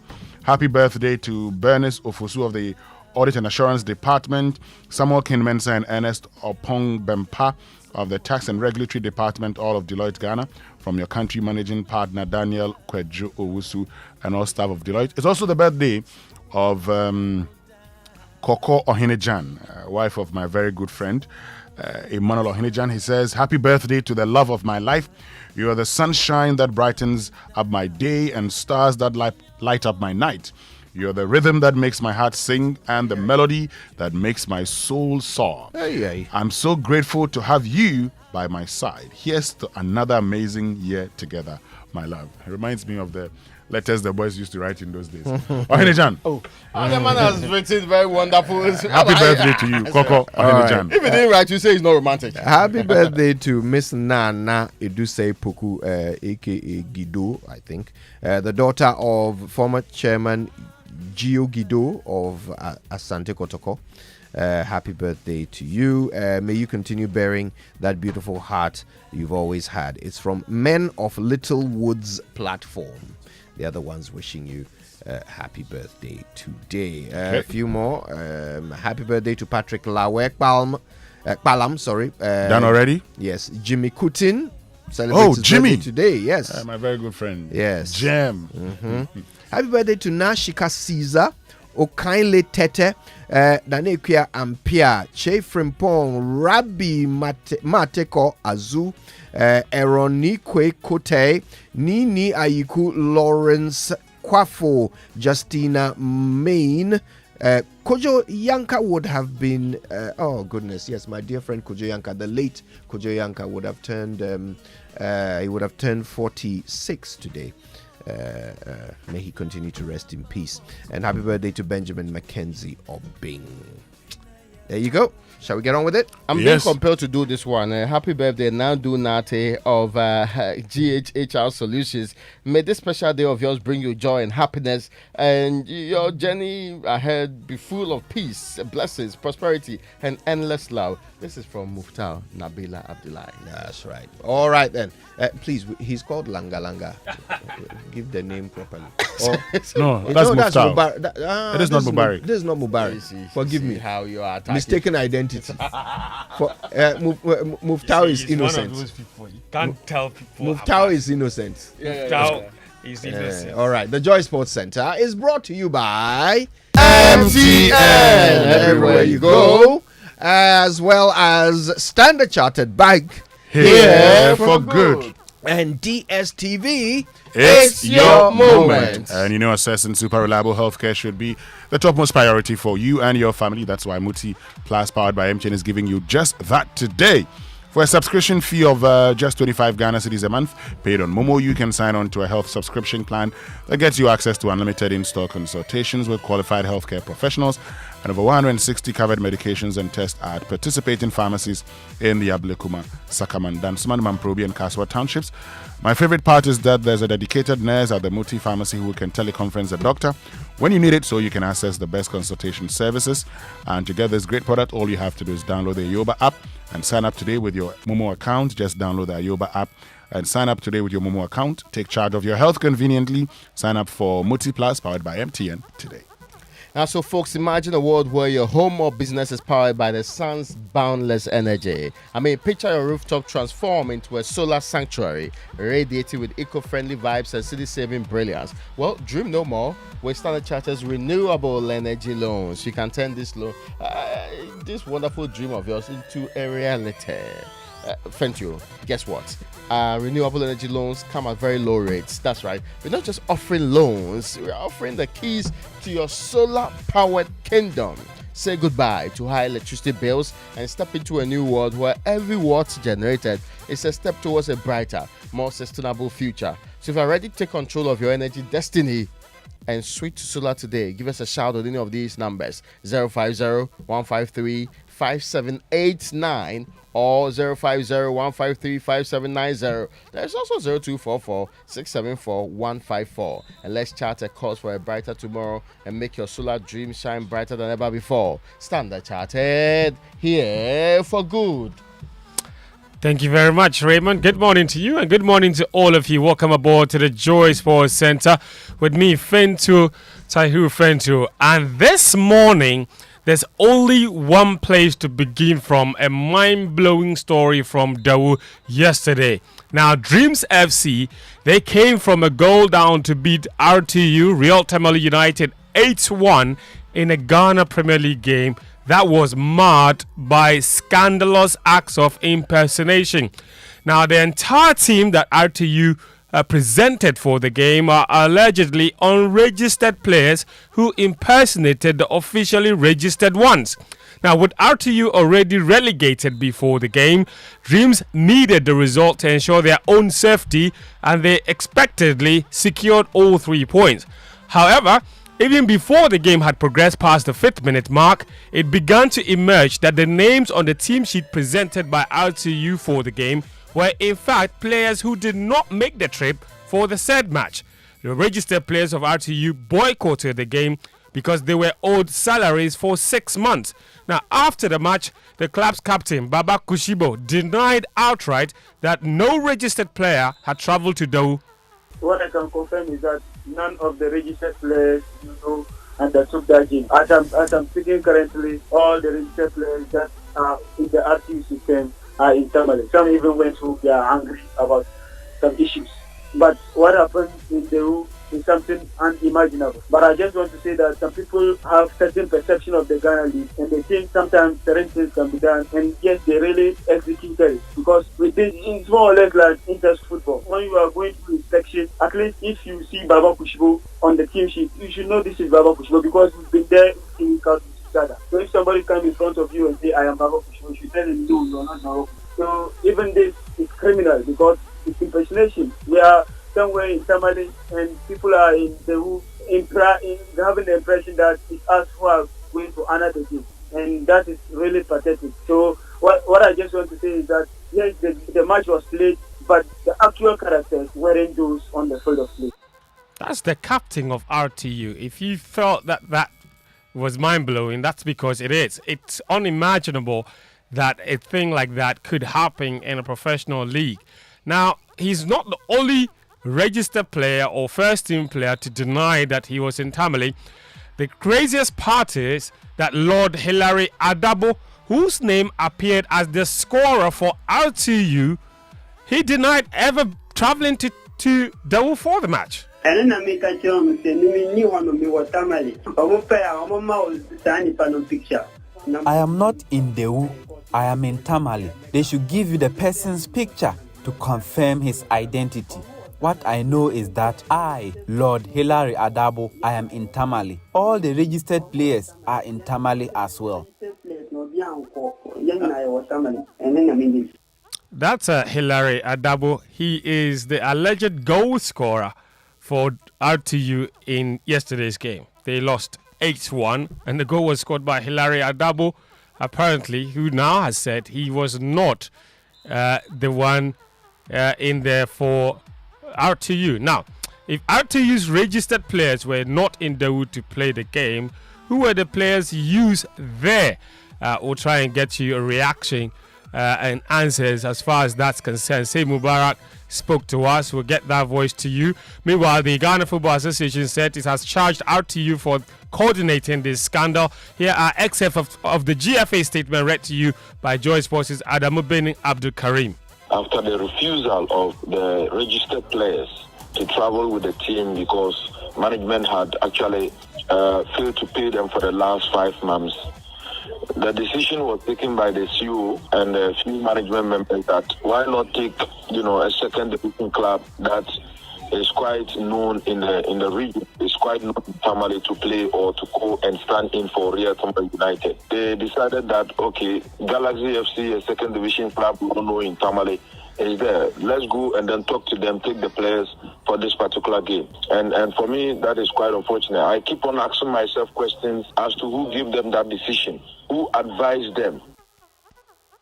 All right, so that's Say Mubarak there. Before that, you heard Karim reading the GFA statement on this particular matter.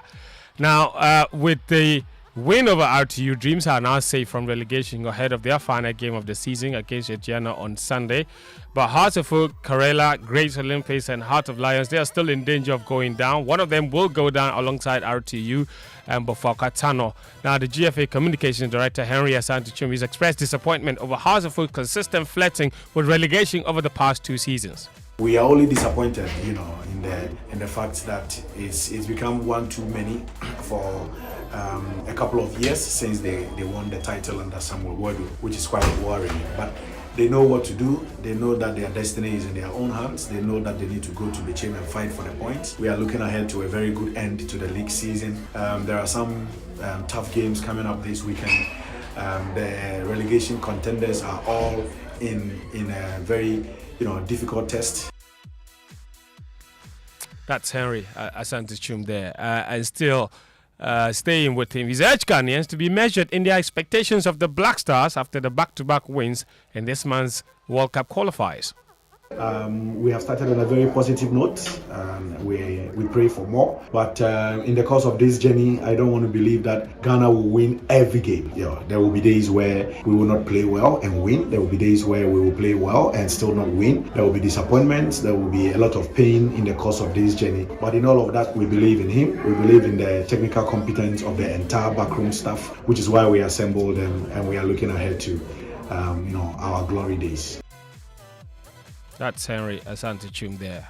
Let's continue with some other stories. And yesterday, of course, there was a launch for the Ghana Football Awards, which took place yesterday at Big Leagues. Nominations have been unveiled. And here is Augustine Ahimfo, who is a board member. The award ceremony itself is on June 29. And here's Augustine Ahimfo speaking about the award ceremony coming up. I think for the first time we've interacted with journalists who want to know their opinions on the nominees that we've just put out there. And so I think it is good. Going forward, I think we should have more of those to be able to know that whatever we do, people appreciate. The nominees should also be encouraged in what we've done. For me personally, what I expect us to do, and we've had discussions about it, is to make sure that we start on time, participants come early so that we'll be able to be done with and then leave for our various awards.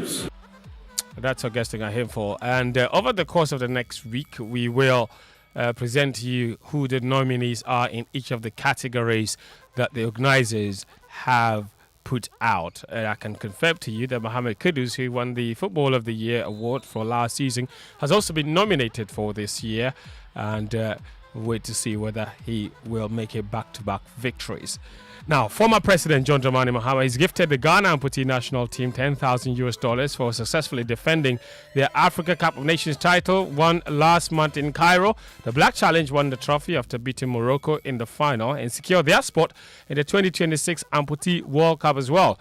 Speaking after gifting them the money, John Mahama urged corporate institutions to invest more in disability sports. This country puts a lot of money into sports. And of course, we all like the Black Stars, we like the Black Bombers, we like all our national teams. But if we invested a little in other, parts of our sporting potential, we probably would gain even more than we currently are doing. We must not only focus on just the senior national team. I agree that we should continue to fund the senior national team to attain trophies for us, but at the same time we should also invest in teams like yours so that you can continue to make Ghana proud. That's former President John Dramani Mahama there.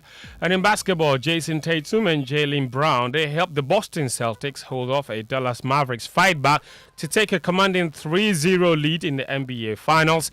Tatum scored 31 points and Brown scored 30 as the Celtics won 106-99 in Game 3 of the best-of-7 series. The Boston are now one win away from an 18th NBA title. And the first one since 2008. The next game is on Saturday, and that's when they could be crowned champions. And before we go, the New England Patriots, they are to retire Tom Brady's number 12 shirt and build a statue for their legendary former quarterback. That's all the sports this morning on the Joy Sports Center. My name is Fento Tahiru Fento. You can go to our website, myjoyonline.com/sports for more sports. Good morning, Winston. Yeah, good morning, Fento Tahiru Fento. How you doing, my brother? Very well. You heard that first story. Oh, yes. I mean, I've been following it.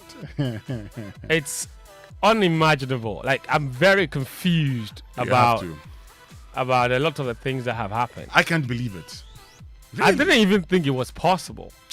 We'll talk about that. You have to come back. We'll talk about that. Thank you very much, Fenty. But let's get interactive. What's your own thoughts about this? Okay, share your thoughts with us on X.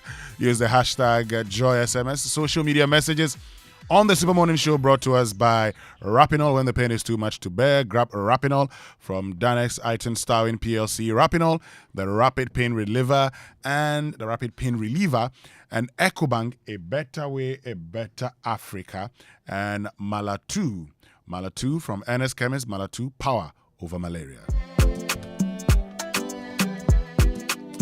But this is a year to stop, singing and talking about shopping and enjoying life and just do it. EcoBank has over 1 million cedis worth of cash and prizes in the EcoBank Million Gang promo for you and over 7,000 others across Ghana. And winners will be rewarded bi-weekly, and so you can be one of them, winning up to 10,000 Ghana cedis.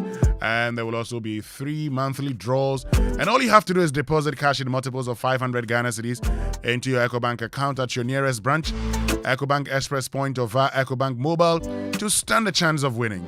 Other prizes include fuel vouchers, shopping vouchers, airtime, and many more. Promo runs from now till the 31st of July 2024. It's your time to chop life. Remember, every 500 Ghana cedis deposit earns you an entry into the EcoBank Million Gang draw. A better way to enjoy life, a better way, a better Africa. EcoBank is the Pan-African Bank. More money, challenge, and enjoyment. We know say problem day, but you for chop life. Simply deposit cash in multiples of 500 Ghana cedis into your EcoBank account at your nearest branch, Express Point, or through EcoBank Mobile to win your share of over 1 million cedis in prizes in the EcoBank Million Gang promo, EMG. Be one of over 7,000 people to be rewarded. Hey, my God. Yes, so over 7,000 people go chop soft life from May to July 31, 2024. Be an EcoBank customer or be square. Remember, every 500 Ghana cedi deposit earns you a point for the EcoBank Million Gang today, EMG. Deposit today and win your share of 1.2 million in cash and prizes. A better way to enjoy life. A better way. A better Africa. EcoBank, the Pan-African Bank. This promo is regulated by the NLA on the Caritas Lottery platform. All right, so welcome back and thank you very much for staying with us. This is the Super Morning Show on Joy 99.7 FM. And it's now time for Food for Thought, brought to us by Roverman Productions. Be the difference. Hey, Uncle. My favorite about you say. Oh, Uncle, I'm watching you now. Uncle, this is your steez, dear. This is young man Tinso.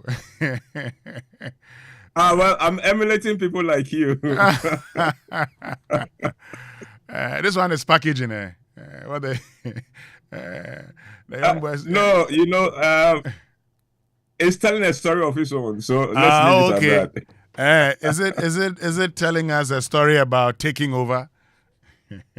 Yes. Oh, okay. In a sense. Oh, okay. You are taking over.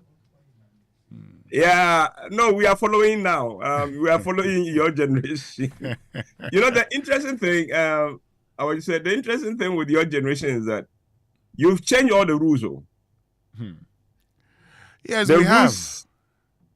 I think that sometimes you hear some of the stories coming up, and people my age cannot relate at all, and we seem so lost. Okay, so let me shock you, Uncle. It is true that my generation has changed a lot of things. But even true is the fact that the generation after me, I don't even understand them myself. So I can understand your problem.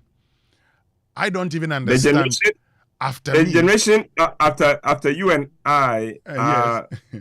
Sometimes I get, yes, you are right. I get frightened. Mm-hmm. Yes, I don't understand them. Yeah. So the things. Let me tell you a story. One of my friends was going to drop his son, and he was a little late, so he was rushing. And then he said from the back seat, his 10-year-old son, no, at that time the boy wasn't 10, the boy was about 8, shouts at him, "Daddy, slow down. Do you want to destroy my car?" Hey. And he said, "Your car?" He said, but you will die very soon. This car will be mine. So don't destroy it before you hand it over to me.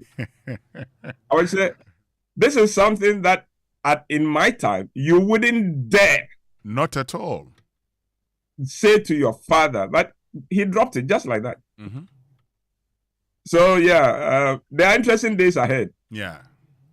There are interesting days ahead. But the consolation for people like me is that by the time your children and the children of your peers take over, some of us will be gone. Yes, that's true. But how I pray you see them.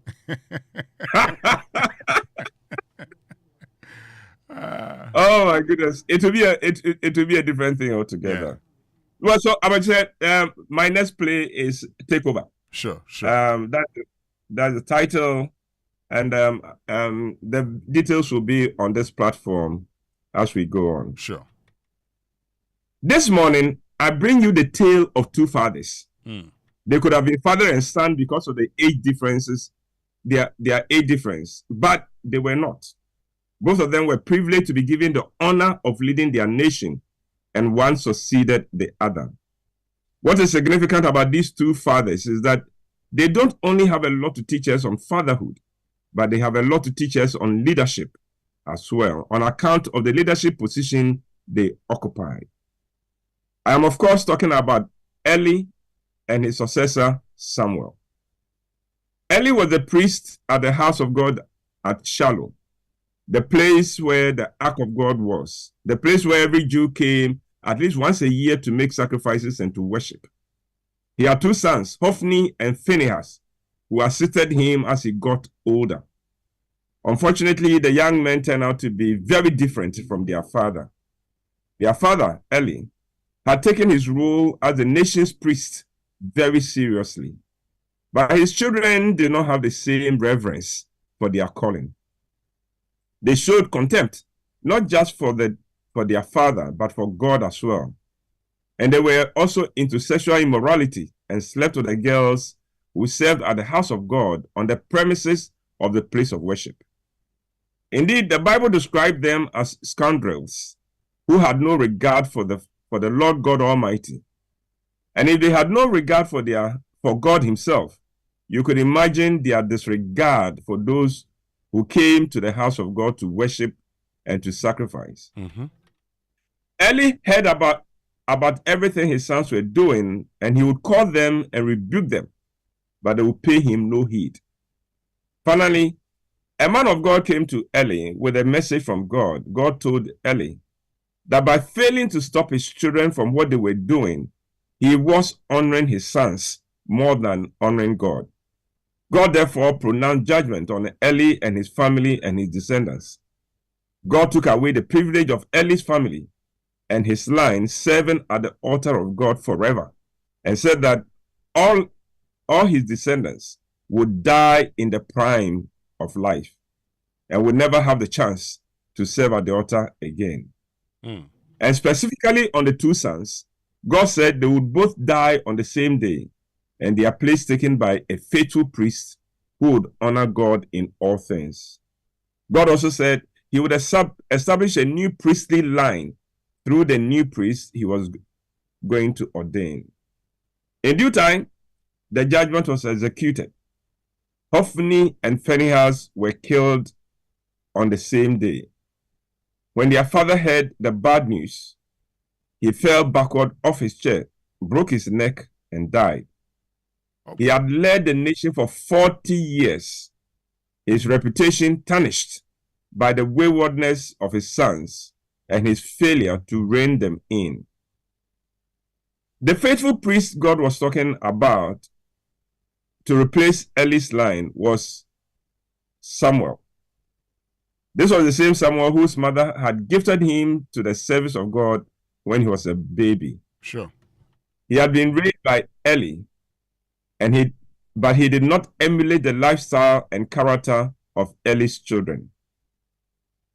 Before Eli and his sons were killed, God spoke to Samuel and told him what was going to happen. With Eli and his sons dead, Samuel became the priest at the house of God in Shiloh and the judge of Israel, which was more or less like the place of the head of state. Now Samuel started well. He earned the respect of the nation. He had humility and integrity, and it was obvious that the Spirit of God was on him. Then as he grew older, he too brought on board his two sons, Joel and Abijah, to help him discharge his duties as the priest and the judge of the nation. The Bible says that Samuel's sons did not follow his ways. They went after dishonest gain and accepted bribes to pervert justice. The result, all the elders of Israel came to Samuel and said, quote, "You are old and your sons do not follow your ways. Now appoint a king to lead us, such as all the other nations have." End of quote. And that was how the nation of Israel went from having priests for leaders to having kings. It was all because two young men failed or refused to emulate the ways and the values of their father. The sad thing about this tale of two fathers is that someone knew why God had rejected and brought judgment on Eli and his family. He knew that Eli's failure to bring his children to book cost him dearly. And yet when he took over from Eli, Samuel could not get his children to follow his ways either.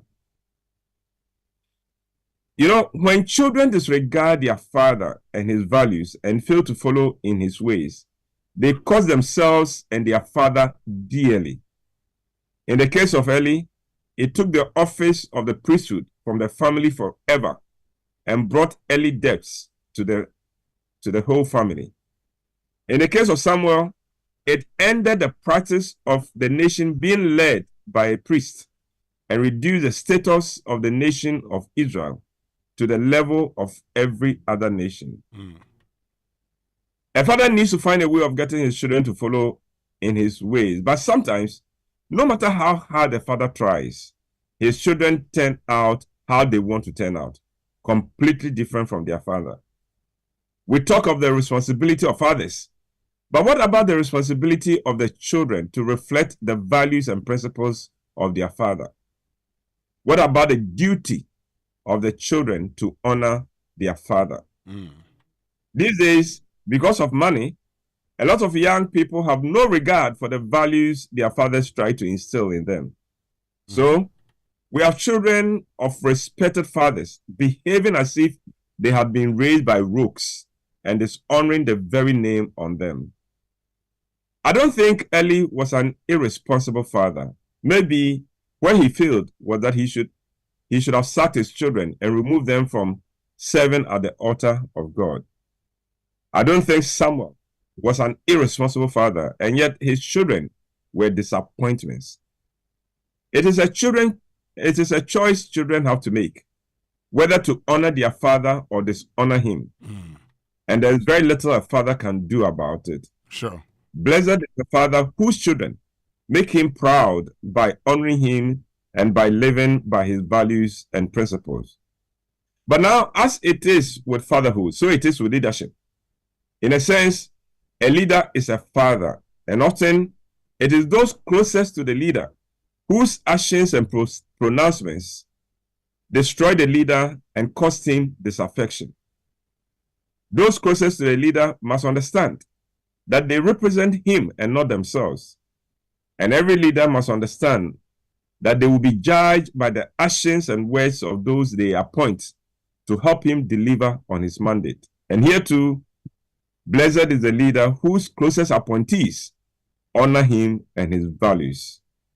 And I would say that is my presentation for this very interesting day. Thank you very much, Uncle. Sunday is Father's Day, so happy Father's Day in advance. And this is a good one, food for thought for Father's Day. Indeed, we have a role to play, a very important one for that matter. And if we don't play that role, like you indicated in the case of Eli and Samuel, we also get to face it, and we also get to suffer. You get to, yes. Yes. That's true. Thank you. That's very, very true. much, I would say thank you very much. And you are also a father. Your children may be too young to understand what it is to wish you happy Father's Day. Oh, their schools actually get them to, draw Happy Father's Day, and my little boy will look for you everywhere and hand it over to you. Wow. Whenever All he right, sees so you. happy Father's Day to you and to your father. Sure. I will be wishing him Happy Father's Day on Sunday. Yes. And spend He some raised time with him. a good boy. He raised a good boy. He did. And I'm sure that you bring a smile to his face every day. Exactly. Because you are a remarkable young man. Thank you very much. And I'm proud of you. Thank you. All the best to you. To all the fathers of the Super Morning Show, every one of you, even Batakari, happy Father's Day. Thank you very, very much, Uncle White. And Riverman Productions, in partnership with the National Theatre and Joy FM, presents an original Ibo White play titled Take Over. The play shows on 5th, 6th, 7th, 12th, 13th, and 14th of July 2024. Showtimes: Friday, 1 show only at 7 p.m. Saturdays, 2 shows only at 4 p.m. and 8 p.m.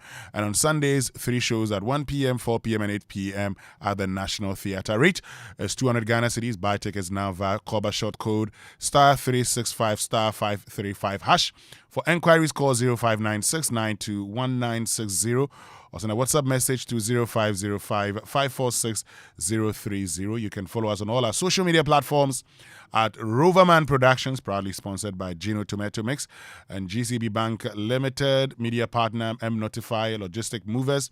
Buy your ticket now. Roverman Productions, be the difference. It's now time for the Joy Business Minute, brought to us by Consolidated Bank Ghana CBG. We stand with you and Anointed Electricals, the generator experts. Hello, welcome to the Joy Business Minute, brought to you by Consolidated Bank Ghana. We stand with you, Anointed Electricals, the generator experts, and Waika Capital, together towards tomorrow.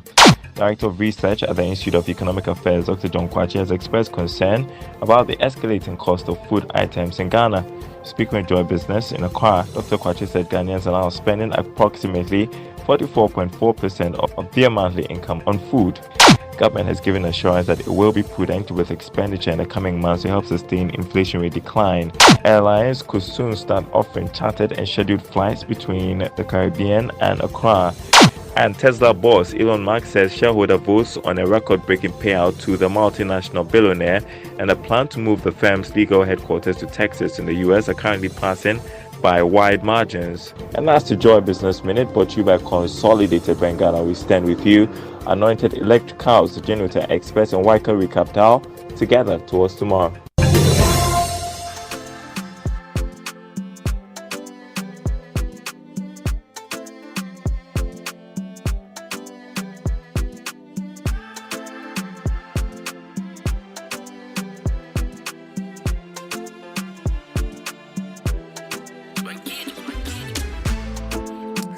And Anointed Electrical Engineering Services Limited is into the sales of ultra-silent generators from 5 kVA to 2,500 kVA, and we undertake maintenance and repairs of all kinds of diesel generators. You also stock genuine spare parts of all kinds for various generators and do generator rentals in East Legon. You can locate Anointed Electricals on the Lagos Avenue Road opposite Tomric Hotel, in Tema on the Tema General Hospital Road, Community 9, just after the overhead, and at Odoko, where they have their head office, number 77 Anointed House off the Odoko Malam Road.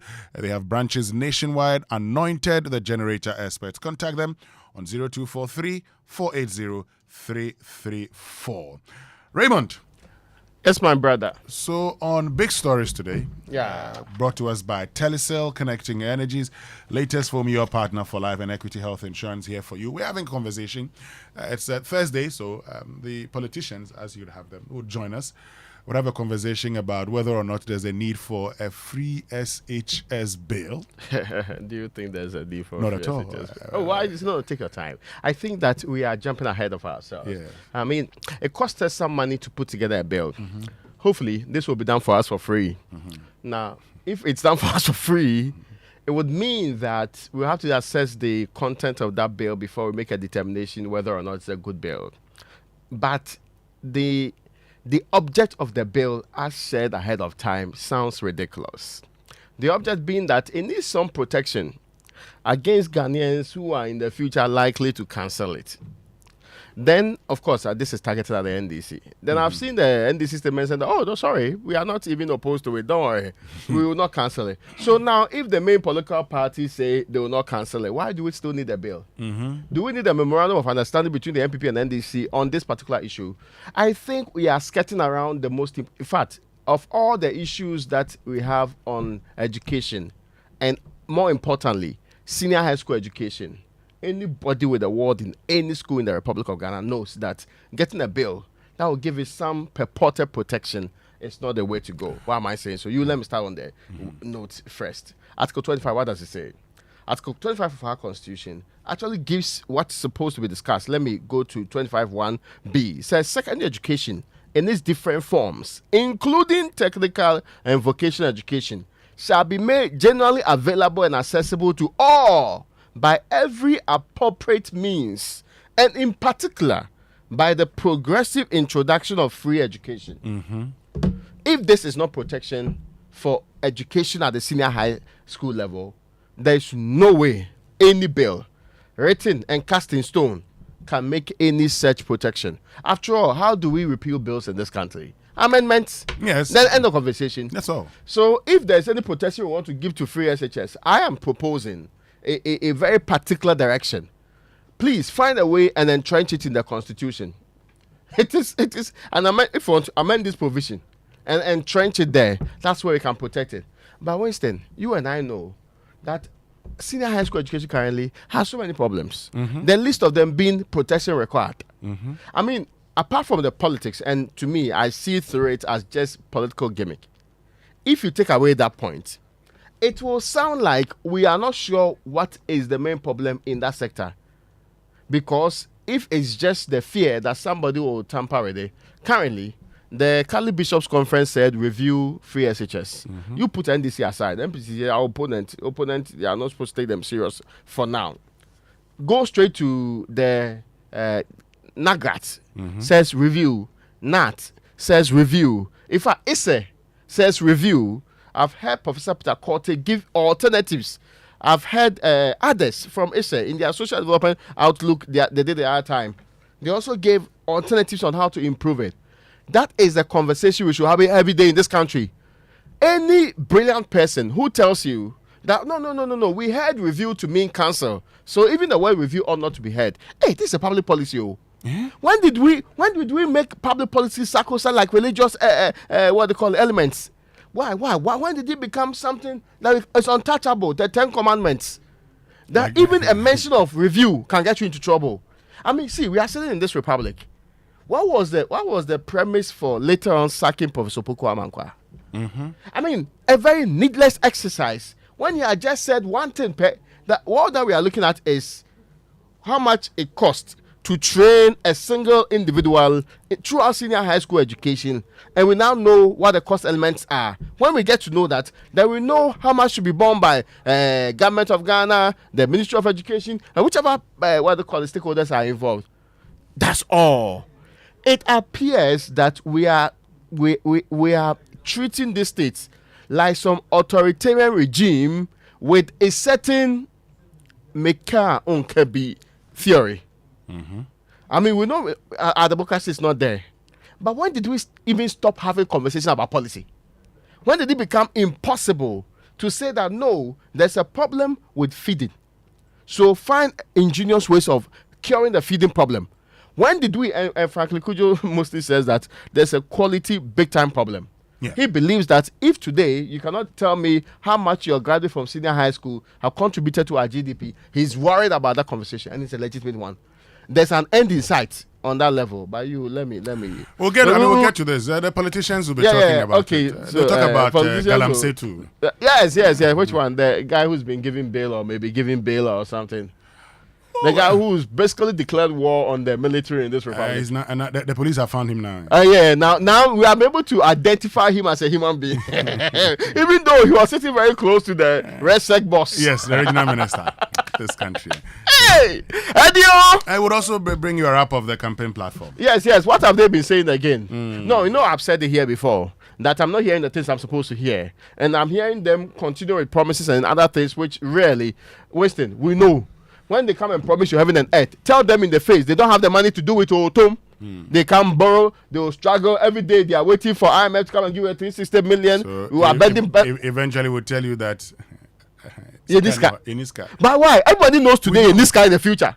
Everybody knows that this year will be difficult. Next year will be difficult. I mean, it's not obvious to everybody. We know. I mean, the only people who may not have difficulties are the ones who, when they wake up in the morning, their salaries, their kitchen staff, their cleaners, their drivers are provided for by state. And for those ones, I'm not sure they are the same system with us. But you and I mean, clearly, we the people of this republic, we know that's going to be difficult. We know. Yeah, even though we pray it doesn't happen. Okay, let me bring you some other good news you should know about. But one thing you should not make default for yourself is the kind of mattress you choose. Picture this. You are lying in bed after a long day seeking comfort and relaxation, but instead you are met with a mattress that sucks. And see, it's a very difficult one. A reminder of shortcuts and compromises. Your comfort and well-being should have never, my dear friend, been compromised.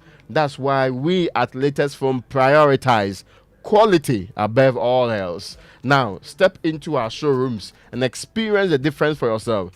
Our high-quality mattresses and furniture, they are crafted with your ultimate realization in mind. Picture waking up refreshed, rejuvenated, and ready to take on the day. That's the Latest Foam promise. Invest in your well-being, my friend. Choose Latest Foam. Otherwise, you do yourself. I tell you. Latest Foam, your partner for life. Visit Saturday and sleep better tonight. Call these numbers on your way to our showrooms. 0302-231155 or 0322008499, or visit online and at latestfoamghana.com. So you're about to have the world at your fingertips because the wait is finally over. Telecel is here. Now you have everything you want and need: quick and reliable communication, stress-free money transactions via Telecel Cash, transforming your big business ideas into success stories. With Telecel Business and more, connect with Telecel and enjoy a world of endless possibilities, because with Telecel, there's no limit to connections. Telecel, connecting energies. Now, life can be unpredictable, and when health issues arise, it is reassuring to have the right support. For this reason, Equity Health Insurance has introduced the ABS policy. With Equity Health Insurance's ABS policy, you can enjoy the peace of mind you deserve for as little as 15 Ghana cedi a month. Some drugs be that I buy, they have increased the cost needlessly. Yeah, it's as if they wanted to round up every time. Anytime you go, they are increasing the thing again. Yeah, please. Pharmacy, no, is this a society or something? Pharmaceutical Society of Ghana. Yeah. Please, clearly reduce the thing small. We know that things are not well, but let us also get some relief. But I'm proposing to you with Equity's Health Insurance ABS policy, you can enjoy the peace of mind you deserve for as little as 15 Ghana cedi a month. You stand to benefit 500 Ghana cedi anytime you are admitted to the hospital. Equity ABS is designed to provide you with some financial support during your hospital stay, ensuring that you can focus on your recovery rather than worrying about mounting bills. So why wait? Secure your future with Equity Health Insurance ABS today. Call us on 0202 693 237 to sign up right now. You will need it very soon. Equity Health Insurance, there for you. When we return after these messages, you'll be hearing from Nana Komia, who is campaign vice chairman for the Dr. Mahmoud Bawumia campaign team. And you also get to hear from the NDC's Director of International Relations, Alex Segbefia. Stay with us. We'll be right back. Auntie T, abeg, fix me gobetete Ghana. No gari, no oil, no plantain, just beans then eggs. Hey, brah, that be dangerous combination, no? Problem no day. I feel handle am. For Telecel, we the Bob say everybody gets what they like. That be why Made For Me bundles day. Based on your usage, you fit get your own data and call packages. Fala! Made For Me bundles like the way you the want them. That star 530 hash, then buy Made For Me bundles today. Telecel. Connecting energies.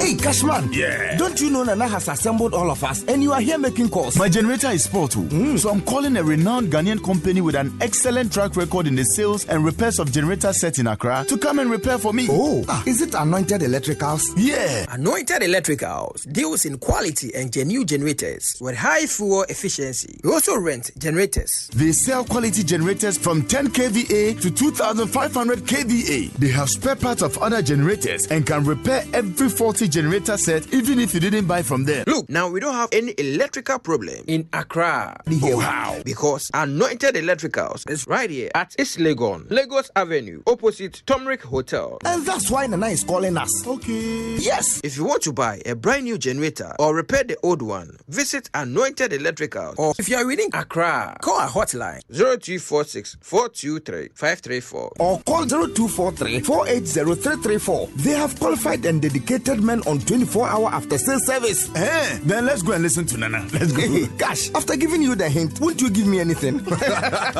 Anointed, the generator experts. Coffee in your cup and joy on the set. The Super Morning Show is always the best bet on Joy 99.7.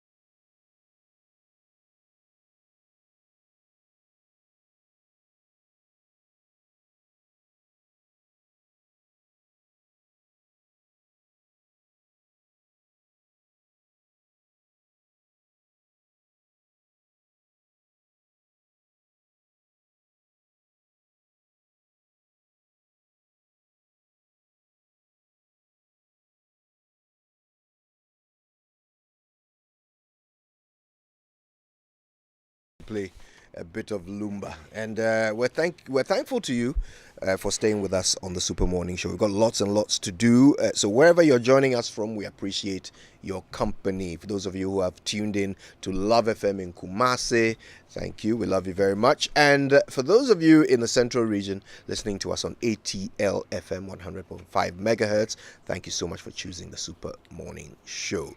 It's Political Thursday, so we're doing it exactly so, with two very special guests to help us dissect the political issues of the day. Let's say good morning to Alex Segbefia. He is the Director of International Affairs, Directorate of the NDC. Mr. Segbefia, it's a pleasure. Been a while. How are you? Good morning, and it's been a while indeed. Yeah. Good morning to my colleagues and yourself, and more especially to our listeners and viewers. Yeah. Enjoy. It's great to have you. All right. And the Vice Chairman of the NPP campaign team, Nana Akumia, joins us this morning. Nana, how have you been? I've been well, Kojo. Thank you. I'm so glad you I can see you are also looking well. Yes. In fact, I've been accused of looking well this morning. Yes. Have you been accused of looking well, or you've been accused of putting on weight? Well, I mean, I'm going to say in the Ghanaian context, they are one and the same. they are about the same. They are just about the same. Yes. If your weight goes down, it means you are not too well. Indeed. So. It's funny because in the Western world, it's the other way around. Yes. When you lose weight when you are healthy and well balanced, and then you gain weight when you are depressed. Yes. Very strange. Yeah, we have different values. Yes. Anyway, we've got lots and lots I understand to you talk had your about. birthday yesterday. I did, 2 days ago. Invited Yes. to the. Thank you I was not very invited to the.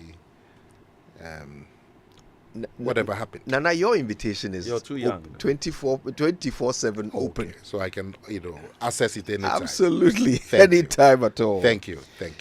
So we've got lots and lots to get through this morning. A bunch of interesting issues. First of all, we've been asking you to tell us on X and on all social media platforms whether you would support a bill to a free SHS bill, as has been proposed by the majority in Parliament. That has sparked some conversation. We'll talk about it. We're also very interested in galamsey goings on, especially since a parliamentary candidate somewhere in the Western region, in the presence of the regional minister, no less, made some rather controversial comments about what he expected minors to do to security service personnel.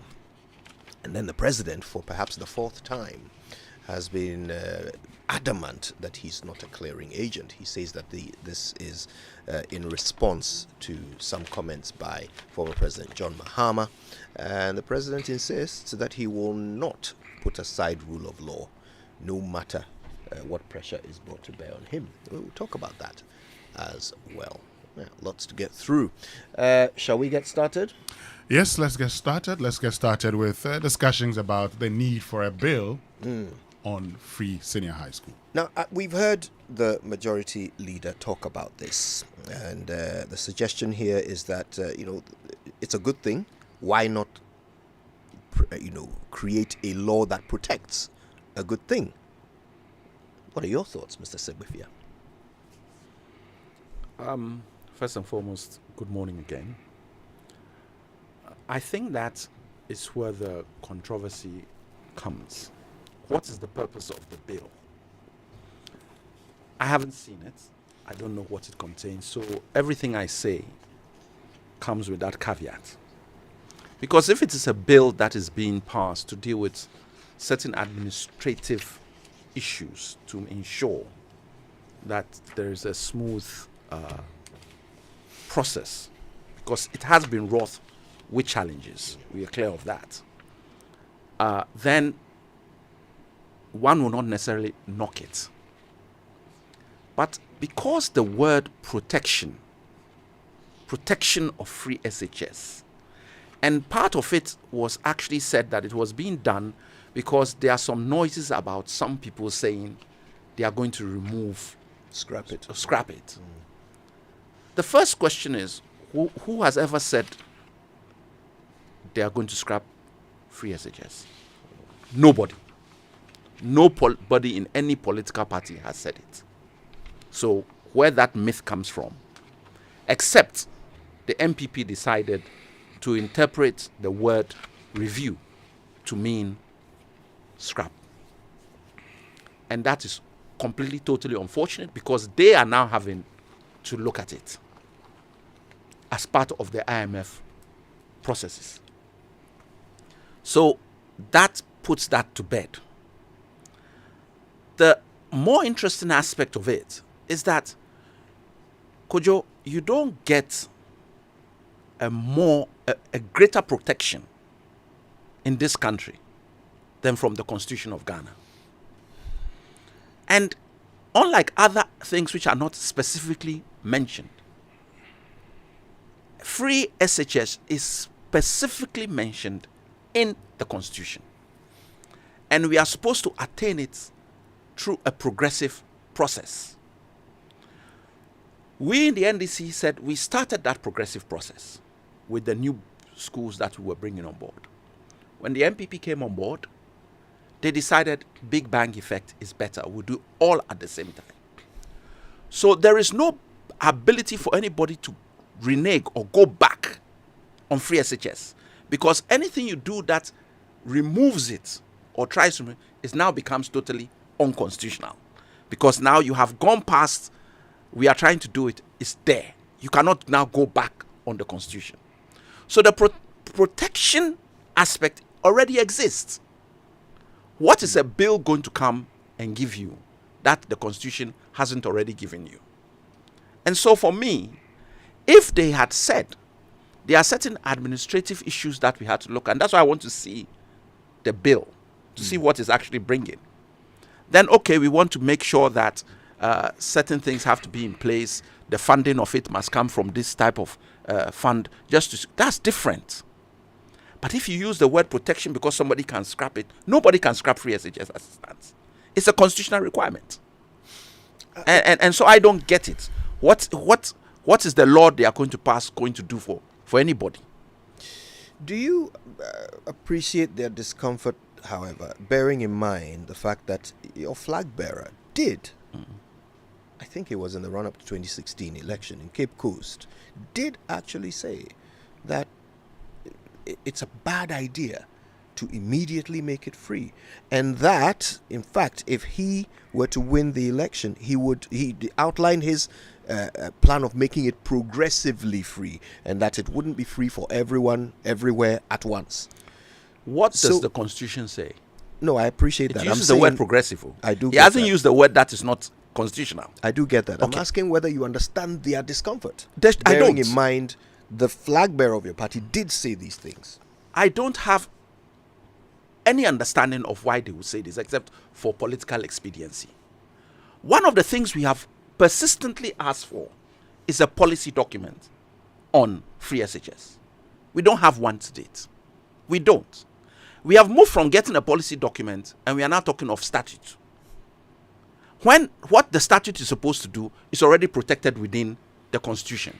So where is your policy document, which will actually give us direction and space to be able to operate? You haven't done it. So for me, what President Mahama said in 2016 was, look, with the funding process and everything that we have, I believe in a progressive process, and I'm starting with the free senior high schools that we are building, which he did and we started doing. You have taken a different aspect. You said Big Bang. Are we saying that the implementation of free SHS has been beneficial to us as a country? I beg to differ. That is a debate perhaps for another day. But as in terms of the traffic light system, lack of infrastructure, lack of teachers, there were different ways that this could have been done that would have benefited us. We looked at quantity without any recourse to quality. And you cannot just look at quality without quantity. So there's a middle road, progressive. Even the Constitution, the forebearers recognize this and use that word, progressive. Big Bang was not a good idea, but we have it. Now it's a constitutional requirement is being met. Who can remove it? So when the NDC says review, Yes. could it, in your estimation, bearing in mind all the criticisms you have leveled against Yes. the free SHS program, could it, in your estimation, include the need for some people to pay? Yes. Would that not be exactly what you're saying the Constitution prevents? No. Because it would then, if we've like you explained quite well, it can we've arrived at free. Yes. Right? Yes. And so any change of that, Yes. so that someone who used to not have to pay Yes. now has to pay, Yes. means that you are not being progressive, you're actually being regressive. But there are many ways of doing it, Kojo. Why? Free SHS did not say that somebody cannot pay for his boarding for his students, his ward. It did not say that somebody cannot pay for feeding of his ward. It's the strict interpretation that gave us all the problems when headmasters try to go and get the PTAs to get food for the other thing, and all hell breaks loose because the government doesn't want to be seen as. That has got nothing to do with the tuition or the free SHS. So perhaps their fear is that once you review Yes. the program in this way, Yes. some people will lose access. Right? The only reason why some people are able to now go to schools like St. Augustine's and Vansipim and Presec and so forth is because they don't have to pay for boarding school. Yes, but are you saying that the people who are in the schools are not paying anything now? The people are still paying. The free is not free. if you understand what I'm saying. It's not free. Things are being paid for even when they go to school. So, but we are saying that, look, you know the first person who's mentioned that the policy of let's look at means testing. It was Ken Ofriata of MPP, the finance minister. He looked at the books and he made it abundantly clear that, look, it is not in the interest of the country not to have a payment scheme that can help the cause. He gave himself as an example that he can pay. Exactly. So what is it we are talking about that everybody can come to an agreement and say, look, if Kojo believes that he can pay half of the fees or a quarter of the fee because of what he earns, yes, it should be reviewable.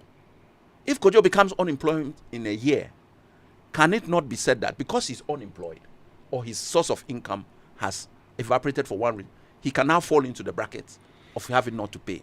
There are many ways of looking at it.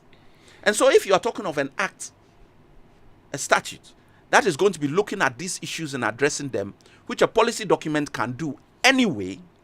So let's have a policy document and see where we are. Then it makes sense that, okay, let's have the statute.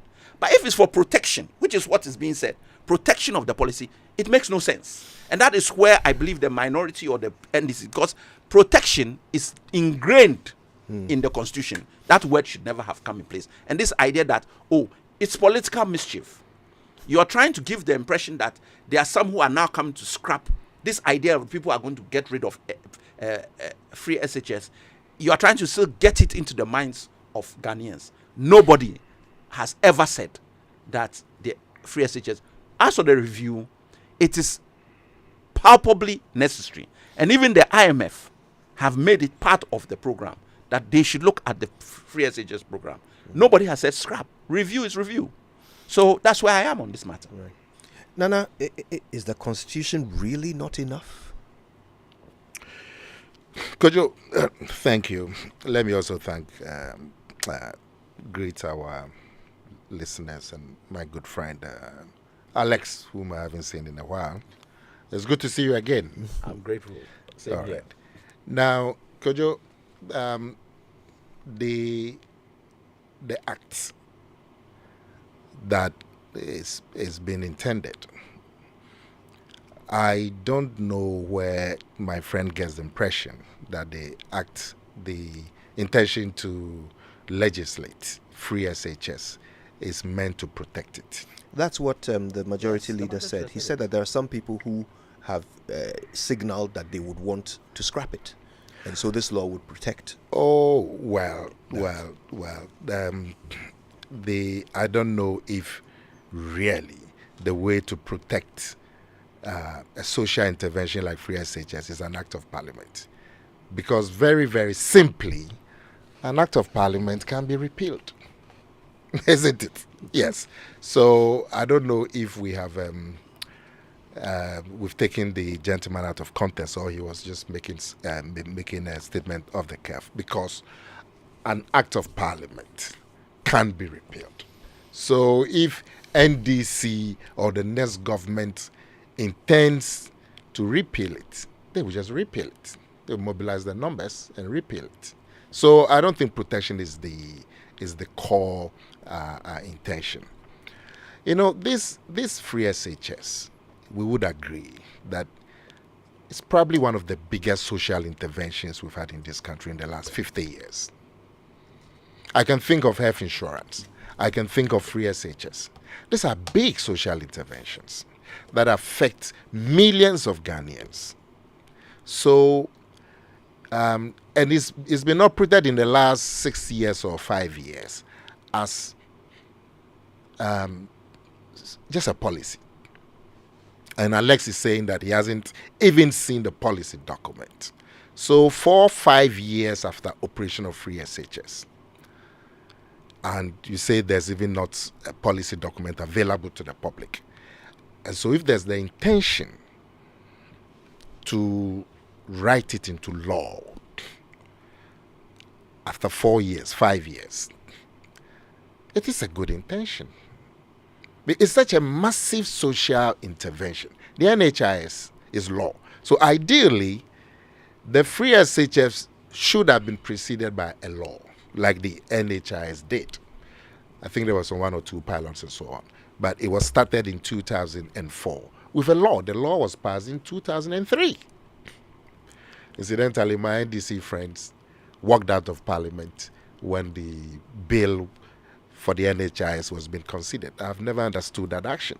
Such an action that was going to have undoubted benefits for the people of this country, including those of us sitting in the studio. They left Parliament at it when the bill was being considered. I've never understood it. But it started. Have the difficulties in its implementation not vindicated them? The NHIS? Yeah. I mean, you can see how they're struggling. The biggest difficulty is the funding, isn't Yes. it? But the concept and the structures that have been put in place are first class. But the biggest difficulty has been the funding. So perhaps a bit of thinking should have gone into it before. No, the funding, the law was passed. The law, you would agree, made the funding available. It's just that in the implementation of the funding, we've had difficulties, both NDC and PP. But the law provides for the funding. So the main problem has been the funding. But I'm saying that you don't boycott. You stay to make your point and you trade off. Boycott gives the impression that you are against it. But anyway, but I'm saying that a major social intervention like free SHS, like health insurance, came with a law. Free SHS is also a huge social intervention. There's no, according to Alex, there's no policy document backing it that we know.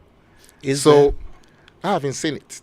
I assume there is, but Alex is saying he hasn't seen it. There is no policy document. But if that reinforces the point, then there has to be some document as a reference point. The things that we've talked about that need to be streamlined. Let's say the 4 or 5 years is a trial period. We need to now streamline it and mainstream it. And when it's mainstreamed, it becomes something for the whole country. So it's not just an initiative by a political party, but it becomes there's a national ownership because it's law passed by Parliament. And so all the things that we've talked about, the funding, and let's talk about means testing. It gives us a chance to debate and see how we can put it into law. I am for means testing. I mean, I find it difficult to agree that I would take my child to a primary school or pre-secondary school where I pay 10,000 cedis a term, and then they go to Agri Memorial Secondary School or GSTS, and 3,000 cedis. They say I'm not able to pay. So these are. But that means you disagree with your president. I don't think the president himself will tell you that he's always right. Yeah, and disagreeing with somebody, disagreeing on an issue doesn't make the issue wrong. It's just opinion. My opinion is that we will save a bit of money if we did some means testing.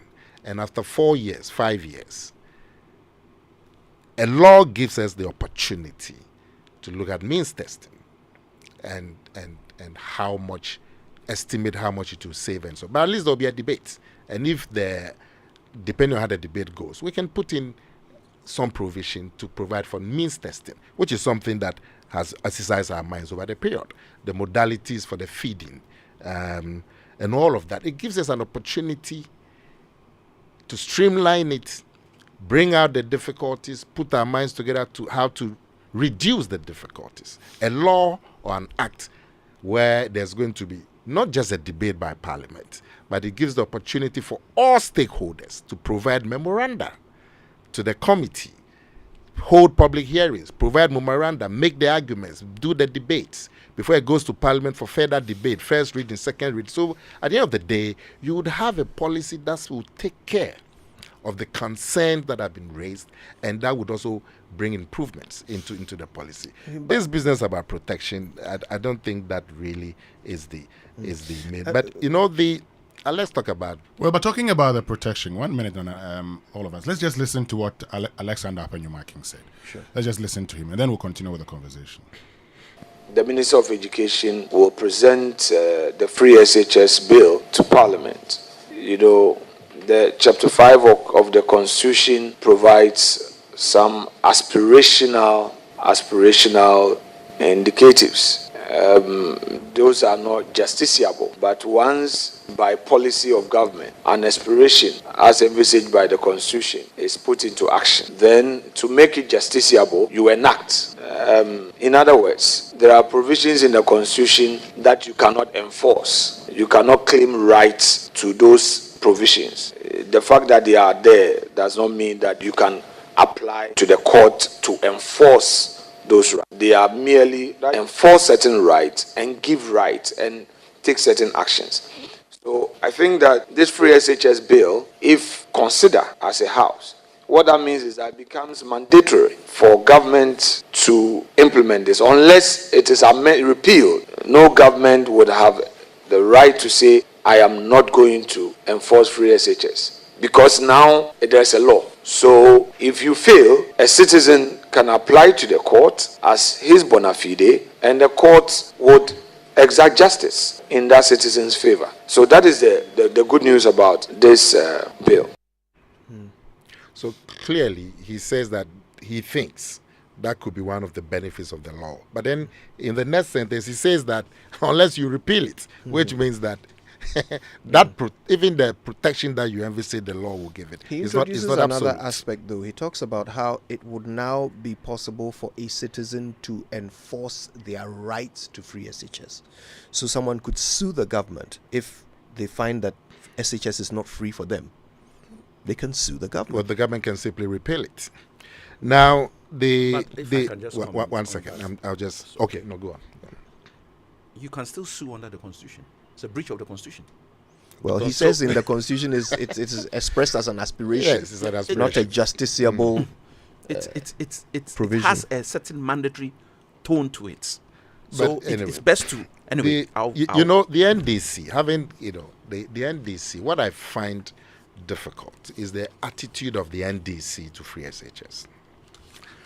As late as today, free SHS became a mainstream, was mainstream in our political debates from 2012.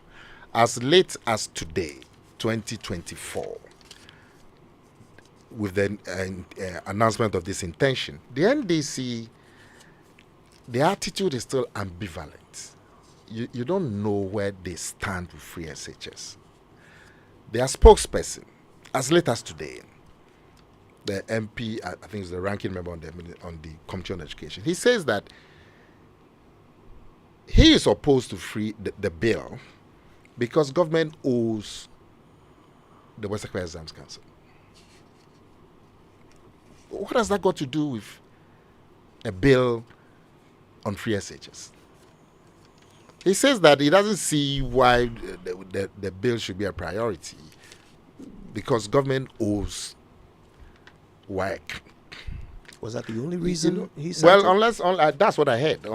And then even now, my good brother Alex saying that free SHS has not been beneficial, and that it's affected quality and all kinds of stuff. Even now, 2 minutes ago, Alex is saying it hasn't been beneficial.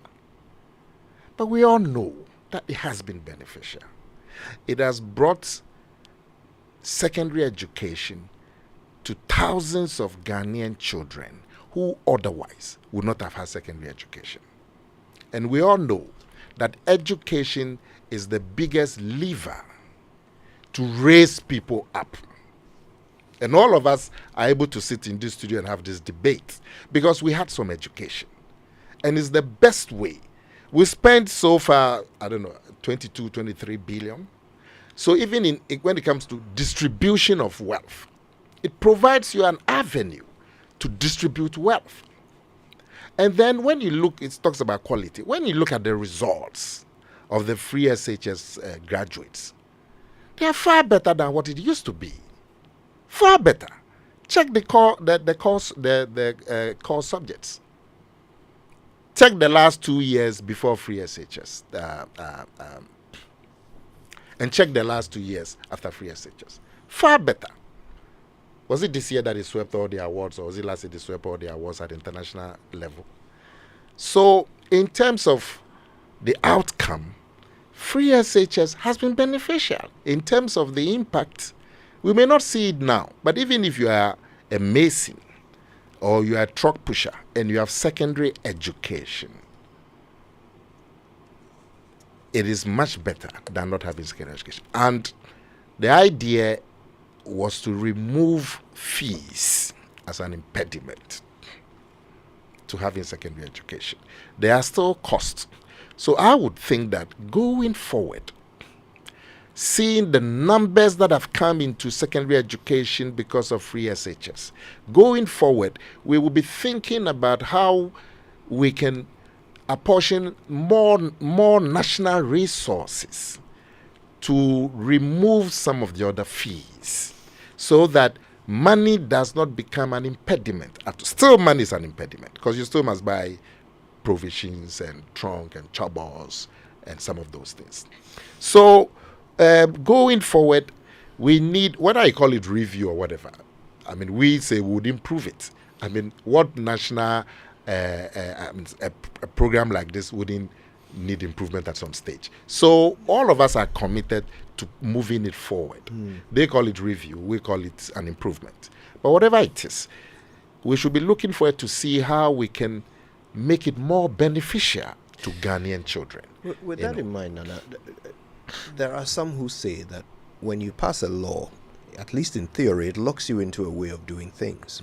However, right here in this conversation, there seems to be consensus that free SHS is not yet perfect. You say it needs improvement. Alex says it needs review. So why not review it before you think about passing a law to lock things in? We haven't yet figured out how to get it right. Why don't we do that first before we think of making laws?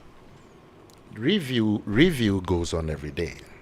I'm sure if you went to the Ministry of Education today, when they meet their headmasters and so on, they talk about some improvements. The problem with that, Nana, is that the posturing of the government doesn't seem to be in support of a review. And there are many examples. The president himself, when we did a show here on the Super Morning Show and asked people to give us feedback on free SHS, the president, again, went to Cape Coast. I don't know why people say these things in Cape Coast.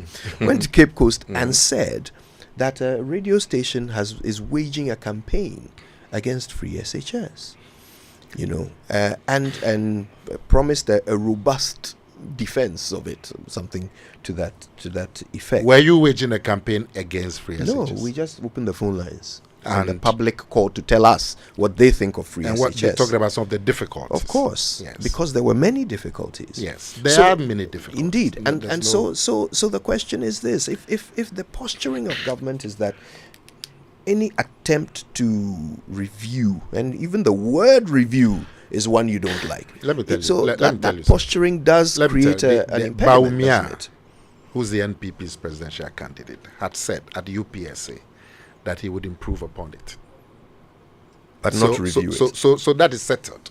I mean, what it means is that there is room for improvement. So that is settled. And I'm saying to you that for my money, the remaining activities that require money to access secondary education, we should be looking at removing them. So, for example, if I'm part of the debate, I'm going to put forward the means testing, because it will save some money that can be applied to provide toiletries for those who cannot afford. You understand? That will expand it, reduce the barrier of money to free FSHS, to secondary school education, and so on.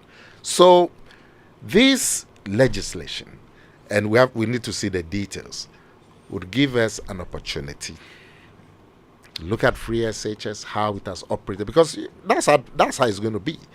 It will give Parliament and the country an opportunity to look at how free FSHS has started, how it has operated, where are the places that improvement should be done, and it will give us an opportunity to put all those things in a bill and streamline. Now, my last point is about this business about difficulty with free FSHS. I think sometimes we confuse free FSHS and issues arising from it with issues about secondary education in general. And when you listen to some of the people who talk, it's like it's free FSHS that brought congestion in secondary schools. We all know it is not true. We all know it.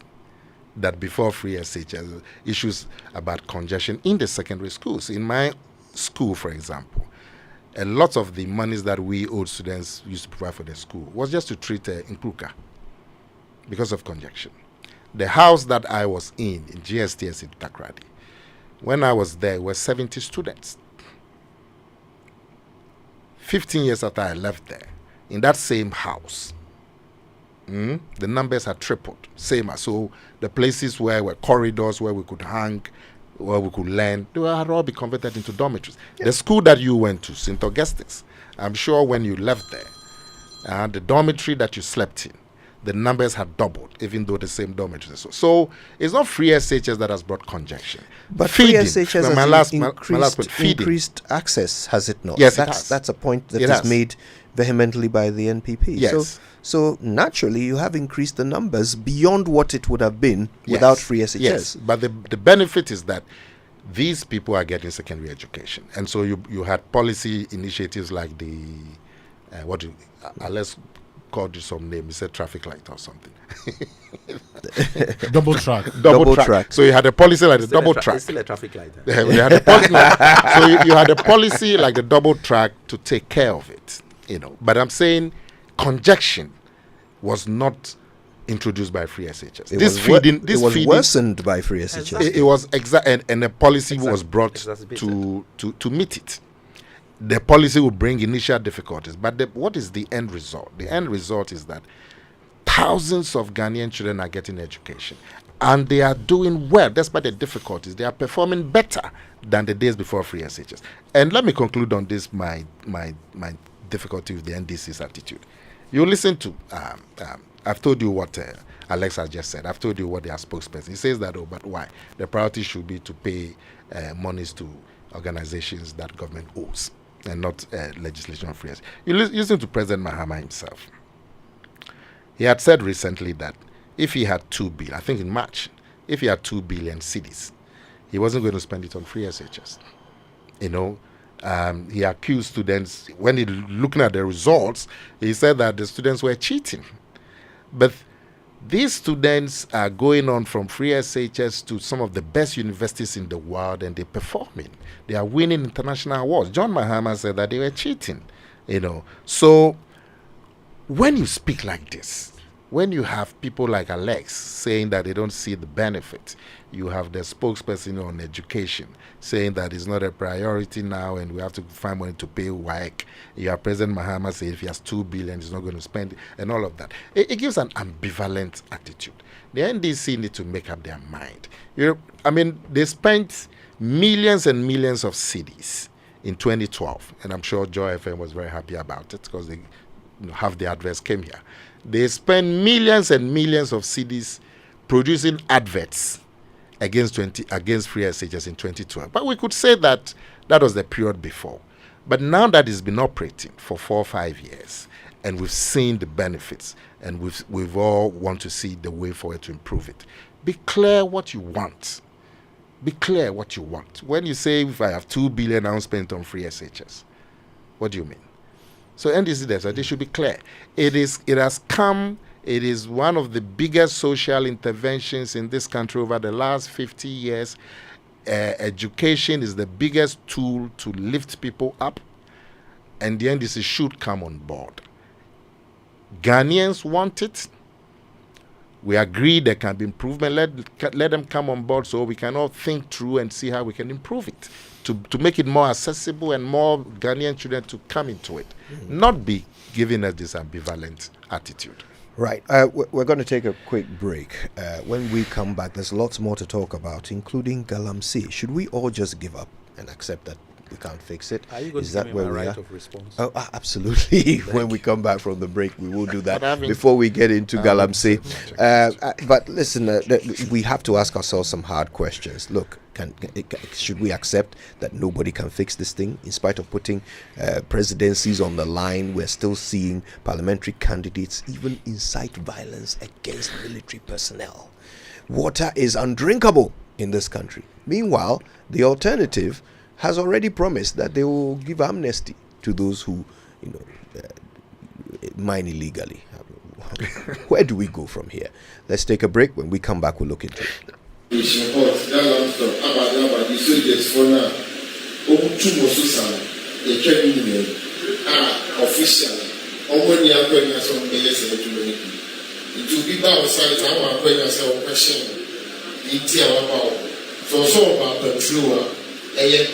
Petrol now soldiers need security services here. The one woman, and my road business with it.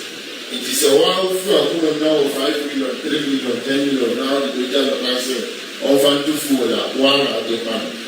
7 million percent here. Because the police for the soldiers for the office, I try cases out. More way man, you know, who you have left from you. And you see now, Obiba Petrol. As I said, when they are so while full money, the wild person of the mama, on board in Mama. But so the paper said, or you saw your naked pay too much pay, but too control what my own game and track and years or more with Mokondo Pamela. Oh, yes, there were 2024. So, Petrol or Baba Petrol. And the Akase, authority or the Eddie Master Natural, Jeffrey said, you know, we are a moment to one, or also hearing that to the children. I said, when the women is a woman American for. And Bravo, we are mobile, so here to make you. Or where one woman was a woman. I like my mind peace. That's why I go get my bumper insurance from Holland Life. Just yesterday, my Abushapeni asked everybody to pay 1,000 Ghana cedis for a penny funeral. But Masa, Nukureni, and Mosomekora. My bumper helped me cover cost of funeral and any disability cost by paying 2 Ghana cedis per Bushumibia. A simple cry. Yes, with as little as 2 Ghana cedis, you too can have peace of mind about cost of injury and funeral by simply registering with Mibambo Insurance from Holland Life. Just dial *269# on MTN or Telecel and follow the prompts. It's really that simple. Enjoy peace of mind today, knowing your tomorrow is covered. Mibambo Insurance, made for you. ACE Events Management UK presents the 30th anniversary of the Water Africa and West Africa Building and Construction Exhibition and Seminar from June 26 to 28 at the Accra International Conference Center. The event offers a unique opportunity for companies worldwide and locally to showcase their products and services in the water, sanitation, housing, environment, and construction sectors. Attendance is free. The exhibition will complement a 3-day seminar covering vital topics on water and sanitation, building and construction, and a CPD course and workshop by Professor Bob Ando. Attendance to the seminar and exhibition is entirely free. For more details, visit www.aceevents.com or call 0556 304 521. Thank you to our sponsors: Syntex Tank, Herring Connect Tunneling Services, Polytank, Aquagrow Limited, Water Resource Commission South Africa, and Aquagrow. Ministries of Sanitation and Water Resources, Works and Housing proudly endorse the event. Media partners: Joy News, Joy Business, and Ghana Web. Everyone is running to Bills. Enjoy the peace of mind that comes with acquiring any of our loan facilities. For whoever you are and whatever you're doing, Bills has a product for you. No susu, no deposit. All you need is your Ghana card. Call 0302-200-390 or 0596-928-33 today and live a bill-free life. Bills Microcredit is licensed by the Bank of Ghana. Bills, financing your needs. Terms and conditions apply.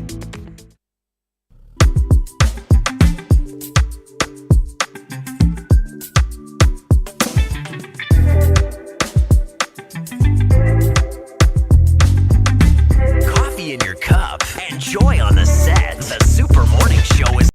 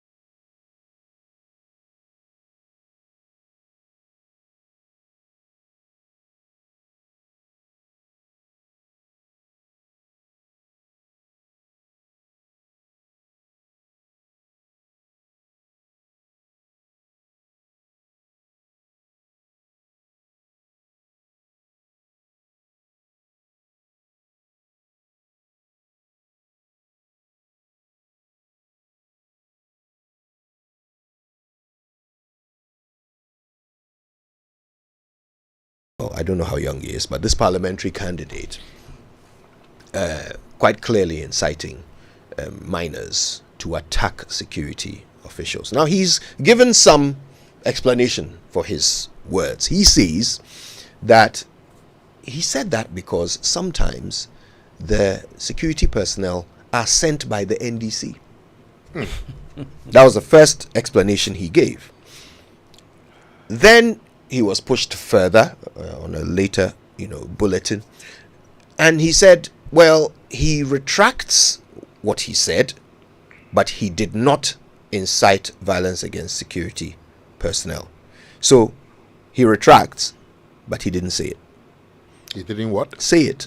He says he didn't say what he's being accused of saying. He did not incite violence against security personnel, right? But he retracts what he said. So there is that. He retracts what he didn't say. Precisely. Is that what you are telling me? Well, that's what he said. I'm simply repeating what he said to you. Did you ask him what he is retracting? Well, Evans was doing the interview at the time, and by the way, at the point he made this retraction, the conversation had been going on for quite some time, where he had been continuing to deny what he said until this point where eventually he retracted, did not apologize. Because he was given the opportunity to apologize. He was asked, are you apologizing? And he kept saying, no, I'm retracting. So that's that. He's been arrested and then released on bail since then. But he said these things in the presence of the Western Regional Minister, who has not been arrested. And this is a problem because the Western Regional Minister is the representative of the president in that region. The president who put his presidency on the line to fight galamsey. I mean, you must, as a member of the NPP, feel frustrated that you don't seem to be winning this fight. Well, but let me just start off from where you ended. You talk about the Western Regional Minister who's supposed to be the head of the regional security. So anything that could amount to an incitement against security people, he should be concerned. But we don't have a report on what the regional minister said. In this audio that has been going round, we didn't hear him speak. We only saw him present. Yeah, but obviously he would speak. Yeah, and I would what I would think is that in his remarks he probably would say something about the impression that the earlier speaker's comments would have given. And so because we don't have a report on what he said or didn't say, I would leave him out of it for now. But clearly, any comment that could be interpreted as encouraging galamsey would be unfortunate. And clearly, you said that the gentleman retracted. That means he's saying, I didn't speak well. It would have been best if he had gone on then to offer a straightforward apology. But clearly he himself would acknowledge that he misspoke. He's also saying he didn't say that at all. He's not retracting. But he said I didn't say it. No, you said he's retracted. But he didn't say it. Kojo, how can you retract what you didn't say? Not my words. So clearly, if the gentleman told you that he has retracted, it means he's retracting what he said. Because it will be, you can't retract zero. You can't retract what you haven't said. If I did a retraction on this discussion, I'm retracting what I said. If I didn't say something, how can I retract it? So clearly, he himself, and I would have wished that he just had gone ahead and done a straightforward apology. Sometimes... Do we have that clip? I mean, if we can play back what he said and when he retracted it. Jojo, let's see if we can find that clip and play because it you see, for context. If what you said would give rise to a certain impression, and that is not what you meant. I mean, there's no harm in coming out to say, yes, I said this. I didn't mean it, but I've seen that it's been interpreted as inciting or whatever. And that's not my intention, and I retract and I apologize. There's nothing wrong with it, because anything that can be interpreted as encouraging galamsey should not be accepted. There's no debate about the destruction that galamsey is doing to this country. There's no debate. We've gone past that. And in fact, when you look at the last two governments, both leaders made a tremendous effort to fight this canker. I mean, President Mahama, we all remember what he did. He formed a ministerial task force headed by the Minister for Mines and put the soldiers at their disposal for 4 years. The results were mixed. When the new government came, or the current government came, they decided to reinforce the fight. In fact, the president made some very bold statements and said that he was going to put his presidency on the line, and if it was going to cost him the next election, he felt that this was something that the country needed. And he literally replicated what his predecessor had done. He also formed a ministerial committee to oversee the fight, and he also put the army at their disposal. After the first term, there were mixed results, and in the second term, in the continuation, we all remember the president even saying that because in the first term there had been controversies about the earth-moving equipment, particularly the excavators. There have been some controversies. So we still haven't found. So in the second term, we all remember the president saying that earth-moving equipment found at galamsey site should be destroyed on site. And people even thought that the president was being too drastic and so on. So or clearly unlawful. Well, destroying evidence. People. So clearly, the president, nobody tested it at law. So we can't bring in the law at the moment. But people thought that he was being too drastic. But that shows you the commitment that our leaders have had in the fight against galamsey, both President Mahama and President Akufo-Addo. But from the evidence that we see, there has been some improvement. We should admit that. Where, Nana? Look, in my hometown, it's a nice little town called Insutem. You know where Linda Door is? That is my hometown. In the days of galamsey, I mean, when at the height of it, the main road of the town, you would, in the evening after 5, you would see excavators. You would think it was a showroom. 50, 60 excavators parked by the roadside of the main road of the town. And you couldn't get accommodation in the village because a lot of young men had come to do galamsey. Now, if you went to my village, you wouldn't find one excavator, and I'm sure it's been replicated in several places. Are you sure, though, Nana? I mean, I want us to establish this point of improvement that you're suggesting. Because on that same road, that same Kumasi road, Erastus Asaridonko reported to us on Monday that now someone is mining right there on the roadside, same place where these excavators used to be parked. I have said that as far as my town is concerned, there has been some improvement. But have you seen the water bodies? But I haven't said that nationwide. Generally, the fight has been a success. And I was going to say that led by the good work, Joy FM and Erastus and so on, the work that you have done is so clear that the fight is far from being won, and we have to look at new ways of fighting it.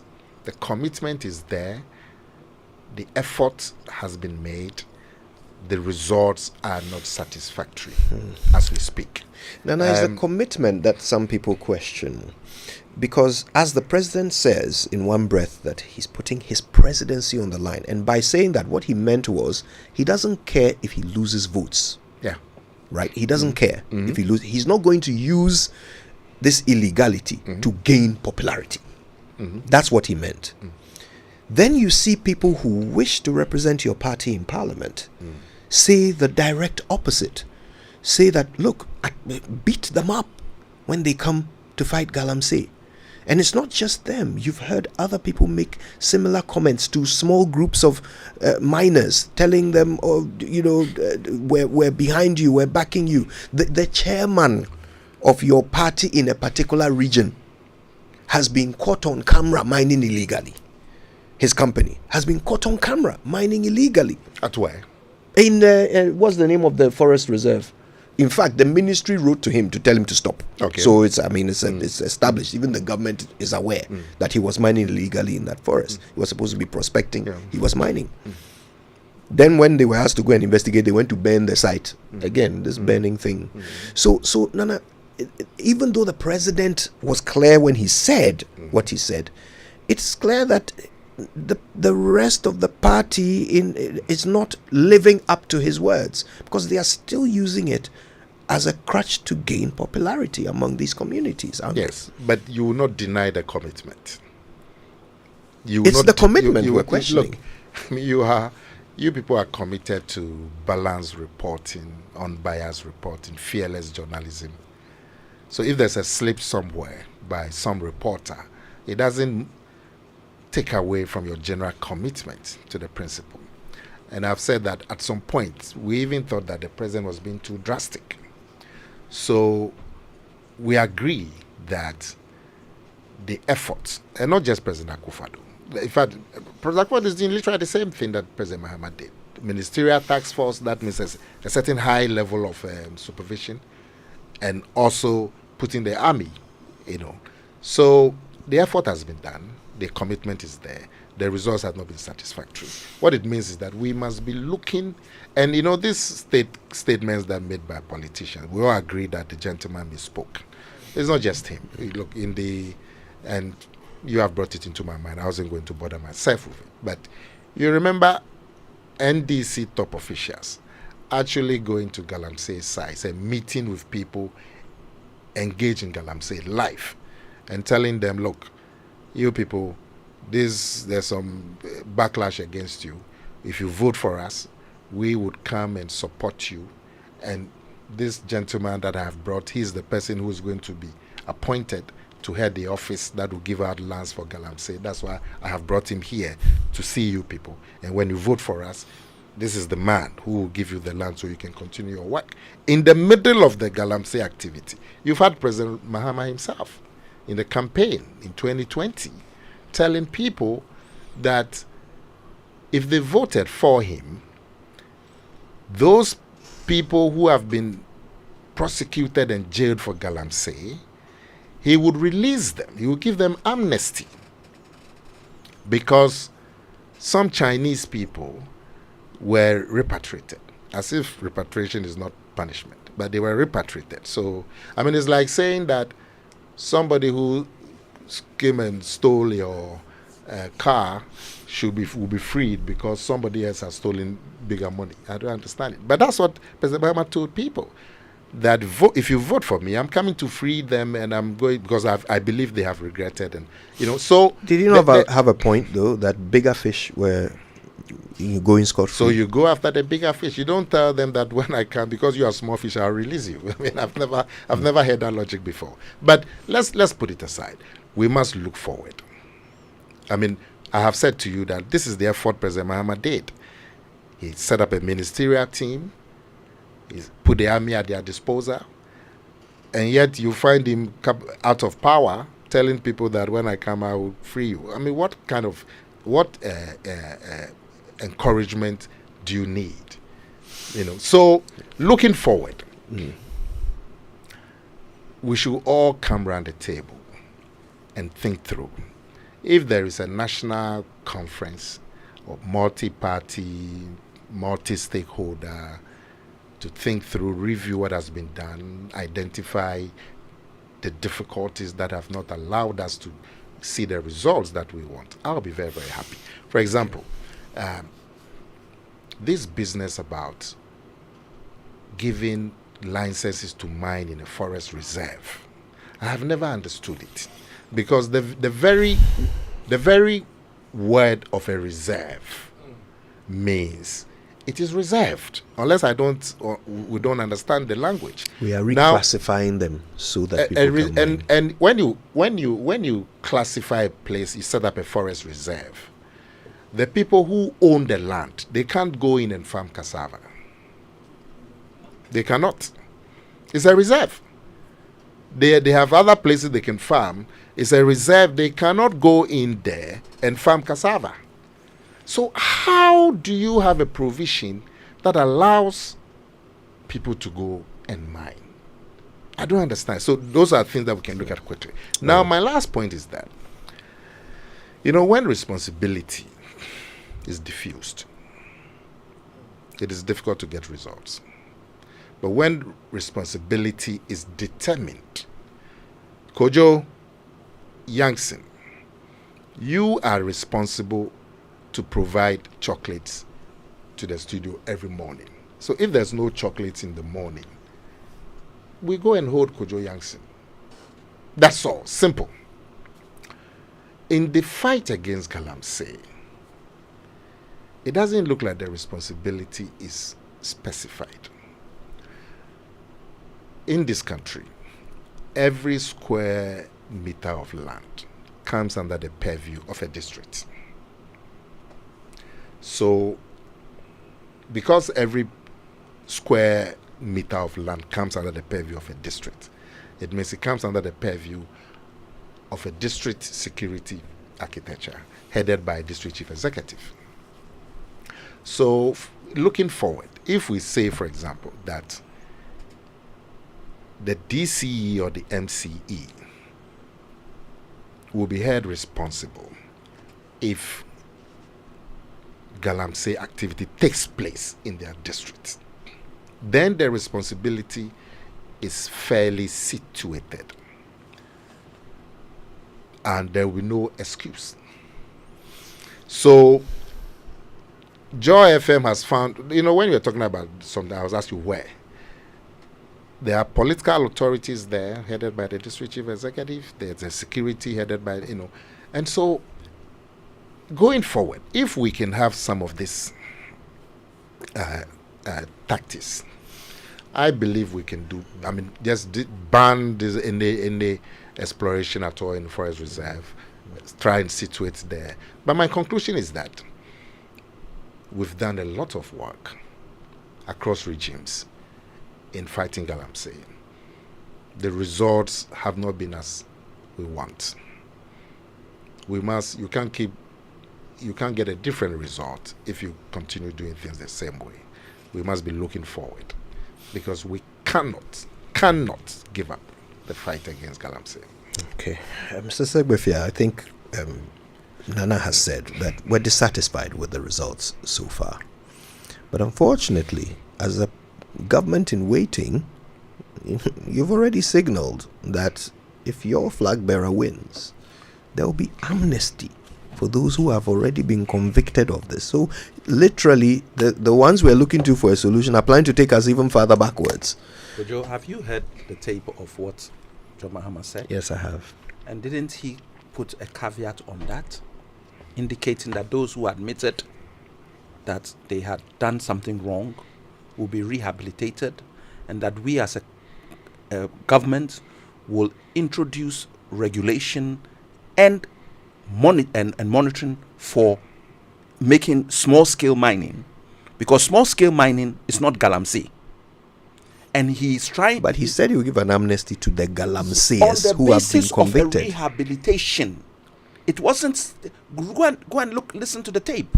It was played. But why is that? Nana Akomia in a different studio. This issue of repeating things that he didn't say must cease. So get the tape. But why is that precisely? Do you have the tape? Listen, yes, we do. Listen. We'll play it. In fact, let's 1 second. When you please, go no 1 to, second. No, exactly Chief, 1 second. Oh, I gave you 1 second. Okay. Look, when you go to a place, election time, and you tell the people, when you vote for me, I will come and free your people who have been imprisoned. He said keep so. repeating it. He said so. It was Okay, let's not Kojo, do what did this. you Let's hear? just play the tape. play the tape for the We're whole going thing. to load it in a few Kojo, minutes what and did you play hear? it. So Kojo, what did you hear? We will play the tape, so it doesn't have to be based on what we heard. We'll load it and play it in just a few moments. But in Alex, the we'll play meantime, please make your point, Mr. Segbefia. So that's the first point. There were caveats about small-scale mining, regularizing it, and getting galamsey people to do mining that is legal under small-scale mining. And as a result of that, he would look at giving amnesty to those who were willing to accept their responsibility and go into the legal process. I don't see anything wrong with that. So they will take amnesty forms to the prisons and people will fail. You have said enough. You have said enough. If we're having a discussion. I want us to hear Mr. Segbefia. I want us to hear Mr. Segbefia. Let me say mine. Please go ahead. Please go ahead. Look, so I don't, you see, and this, there's some form of equalization. This is what NDC did. This is what we did. The extent of galamsey today, is it the same as 7 years ago? There's a great disparity. It has gone through the roof. And you have hit the nail on the head. A president says, I've put my presidency on the line. If that was the case, by now he has resigned. Because galamsey has not in any way improved. You have a minister of state who has done a report. And you know the sticking point in this is because that report indirectly implicates or indirectly government officials involved in galamsey. And it is that aspect of it which has gone through the roof that is creating the problem, because everything is rhetoric. They are just speaking, but they are not acting. So you have a whole government which appears to be involved in galamsey. Anybody from, he's talking of district security agencies, district chief executives. The reason why you have to do a national task force is that they are not doing their jobs. They are also doing mining. Those district chief executives and MCs who are in those areas are part of the problem. So you go in and have to bring in a central task force unit with the military. In some places even, they argue that the military is also now being compromised. Is this not a fact, Kojo? So things have gotten from bad to worse. Why are you talking of NDC? We've been out of power for 7.5 years. Our waters are still brown, even more brown. But should we not be able to look to you for hope? Yes. That if indeed you But you win, have to regularize it. You yourself made a comment. You see, it's not going to go away overnight. This is a long-term process. Why? Because what they get in terms of remuneration by taking those type of risks is so high, because they have no future, that people are prepared to take any kind of risk. People are selling their lands. Galamsey is going on in people's houses. They go into them. So if you don't appreciate the what's it called, the attraction of these illegal activities, you really have to find a way to regularize it, so that as a community, people can do legal mining, small scale mining, and it is regularized. You know, this section, don't go beyond this, don't go this way, this is the depth. If not, if you don't do that, when you do it and you finish here, reclaim the land, plant some trees, you should have all that as a policy and a program. It is not overnight job. But if you sit and think that, oh, galamsey is going to go out overnight, it is not true. But you must be politically determined first and foremost. You must be politically determined. And where is I don't know, maybe it's out there. Has the MPP made a statement on this matter of their PC speaking? Have they? I mean, this is against your own president's so-called fight against galamsey. I have a parliamentary candidate. Look, he's talking about the military. What was he thinking? They should go and attack military people? And you haven't even had the temerity or had advice that the first thing you should do is, my brother, go and apologize. So just don't fight this battle. Just apologize and say, look, I retracted it. I was overwhelmed by the situation, as the Minister of Health has said on issues before. I'm overwhelmed, so definitely let me just do what say something. And let us say, okay, you didn't do that. You were actually trying to justify. Then you said, I'm retracting, but at the same time, I'm not retracting. I didn't say it. Then But the tape is there. And then what is the justification? I mean, it's a complete mess.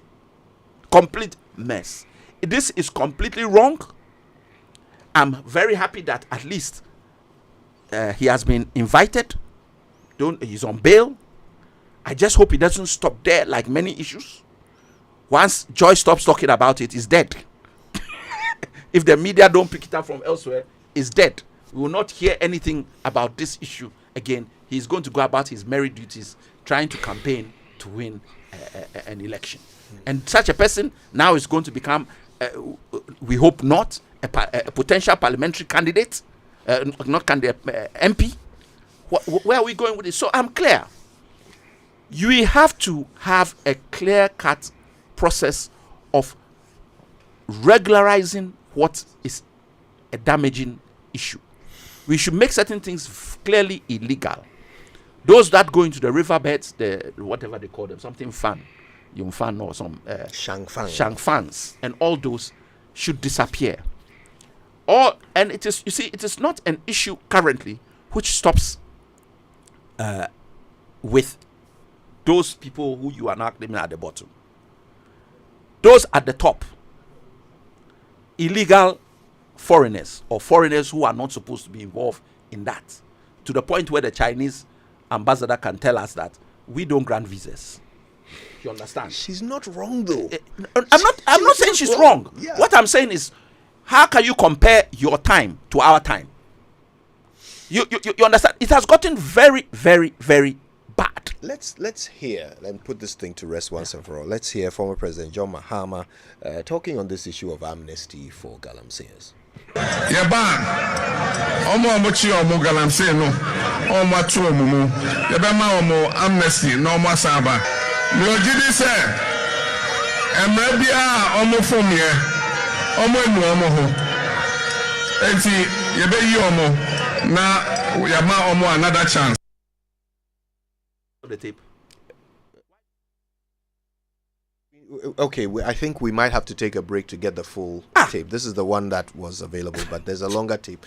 So we'll see if we can get that. But you hear him here on this one. Please, let's not discuss it. Play the full thing. If not, don't play it at all. Wait, but he did say this. I had said it in a context. Where's the rest of the tape? So he said he was saying, and then it was cut. Why? That's the point I'm making. Let us hear what he said in totality. It has been played. I was sitting with him and they played it. So I know what I'm talking about. He made it clear that the amnesty is based on people's rehabilitation and acceptance. What is going on? I don't understand. I still wonder though whether that would be an improvement to say that, oh well, if they are sorry, then we'll let them out. Yeah, I mean, how is that going to be more of a deterrent, to galamsey than? Yeah, we'll try and find the full tape. If you say somebody says that, look, I'm going to give you all amnesty to go and continue with your lives. It's very different from saying, if you are remorseful and are willing to now go down the path of legalities, namely small-scale mining, we will help you to rehabilitate yourself and then give you an amnesty. But that is very different, because it means that you're not even appreciating the principles of how we deal with offenders of a crime. Granted that there is a difference, let's go back to the original problem. Okay, yes. Let's go back to the original problem, which is galamsey. Yes. Right? So why is this approach better? Why should we hear the president say, oh, if they are sorry, we'll let them back out and rehabilitate them? Why should that make us hopeful that this will solve galamsey when the thing is a crime? In fact, it's not just a crime. Okay, it is something that even during wartime, I don't think even Adolf Hitler polluted nations' water sources. But we are doing it to ourselves, and the solution is that if they are sorry, we'll let them out. Kojo, you are totally missing the point. One, it was caveat on the basis of remorse and showing that you accept that you did wrong. Because you cannot be remorseful for something that you haven't done wrong.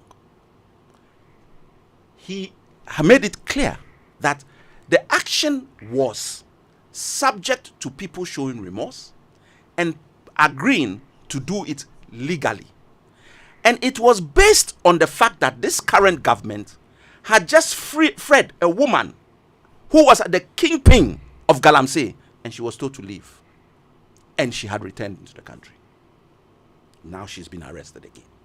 So there is a background to it. So if you take it out of context, then I think that you are being unfair to the former president. And that's why I didn't want you to play the tape in a small section. You just take a word. It is a common practice. Take the whole thing that has been said and let's listen to it. That on that particular topic. And then we will hear, and then people are allowed to make their all right. Listen, we're going to take some messages. We will come back to this and see if we can make time for the final topic as well, which is the president insisting he's not a clearing agent. Stay with us. We're back with more after these. You become a foot soldier. Hey, welcome back to work. Charlie, thanks, bro. Thanks, the bro. Malaria really knocked you down, eh? Charlie, no joke. Hey, fever, headache, vomiting, loss of appetite. I couldn't even eat my usual fufu. You and fufu? How we go do it? I hope you got tested before the malaria treatment. Oh, yes, I did. And thanks to Malatu, I kicked out malaria one time. Sharp. Anyway, sorry to ruin your excitement, but your boss asked of you. Okay. She says she has plenty work for you. No problem, Charlie. Strength day. You see, When malaria strikes, take Malatu, containing Artemether and lumefantrine. Comes in tablets and suspension for the effective treatment of malaria in adults and children. If symptoms persist after 3 days, consult your doctor. Malatu is manufactured and distributed by Ernest Chemists Limited. This advertisement has been vetted and approved by the FDA.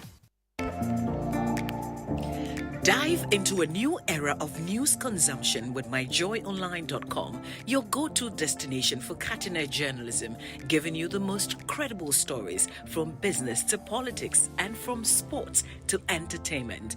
Myjoyonline.com introduces an upgraded news website meticulously designed to empower you with an enriched browsing experience like never before. Experience the future of news browsing with myjoyonline.com.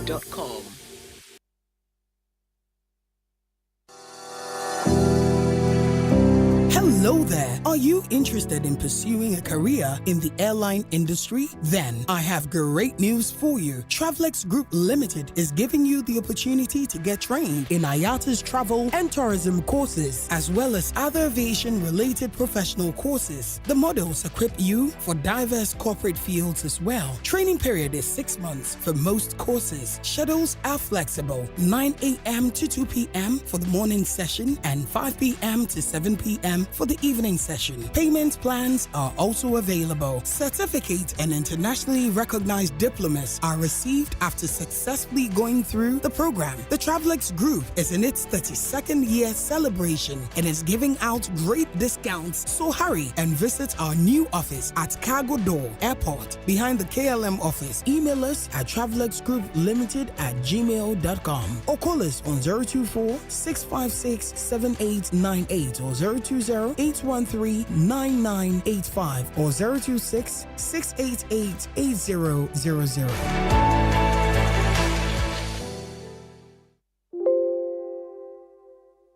Coffee in your cup and joy on the set. The Super Morning Show is always the best bet on Joy 99.7 FM. Despite the ugly noises, the fight against corruption has been the cornerstone of my administration. With a clear understanding that corruption thrives in an atmosphere conducive to its concealment, and that access to information is a vital tool in the fight against corruption. My government in its first term ensured the passage of the Right to Information Act in order to give true meaning and effect to Article 21, Clauses 1F of the Constitution. The Act, which successive governments have failed to pass, sees to the implementation of the constitutional right to information held by a public institution to foster a culture of transparency and accountability in public affairs, subject to exemptions, necessary and consistent with the protection of the public interest in a democratic society.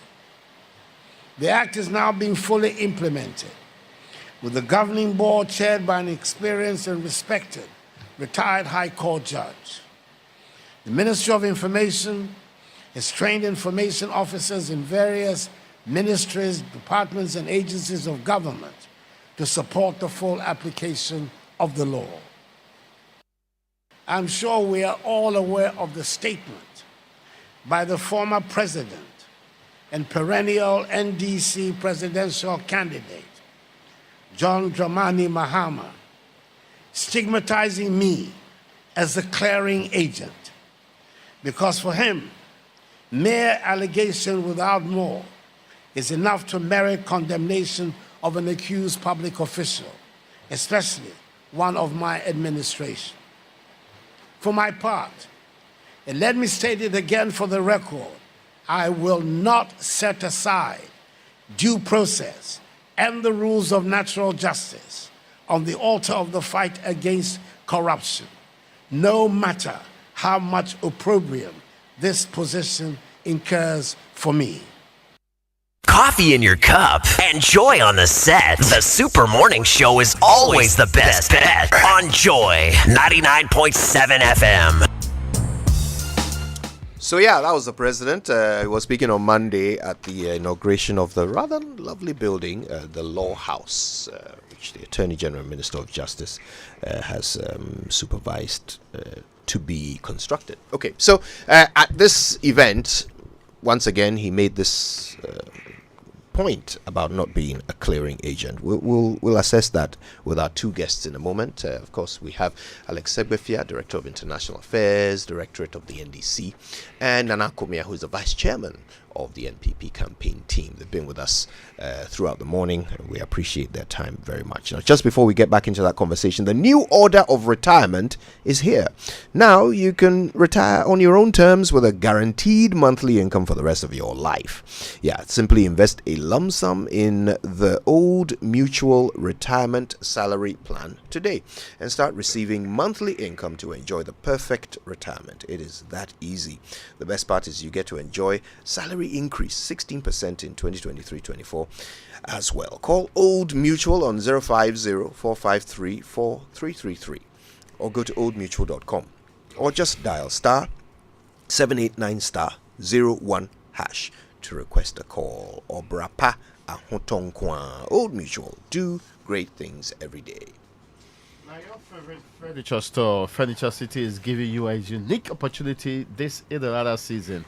Walk into the largest and the biggest furniture showroom in Accra and also in Ghana. Yes, you should know that. Furniture City, and enjoy a discount of up to 20% on all selected items, from sofas, dining chairs, garden chairs, carpets, bed sheets, wallpapers, office furniture, and more. Visit Furniture City today for all your notable high-quality brands and get up to 20% discount on selected items. Locate Furniture City on the Sprinters Road, some 200 meters from the Flower Pot Runabout, in opposite City Ceramica. Also in Tema on the 25 stretch, close to Palace Store. Log on to our Facebook page, Furniture City Ghana Limited, and website, FurnitureCityGhana.com. Contact our sales department on 0244 213 333 or 0540 314 948. Furniture City, your home of quality furniture.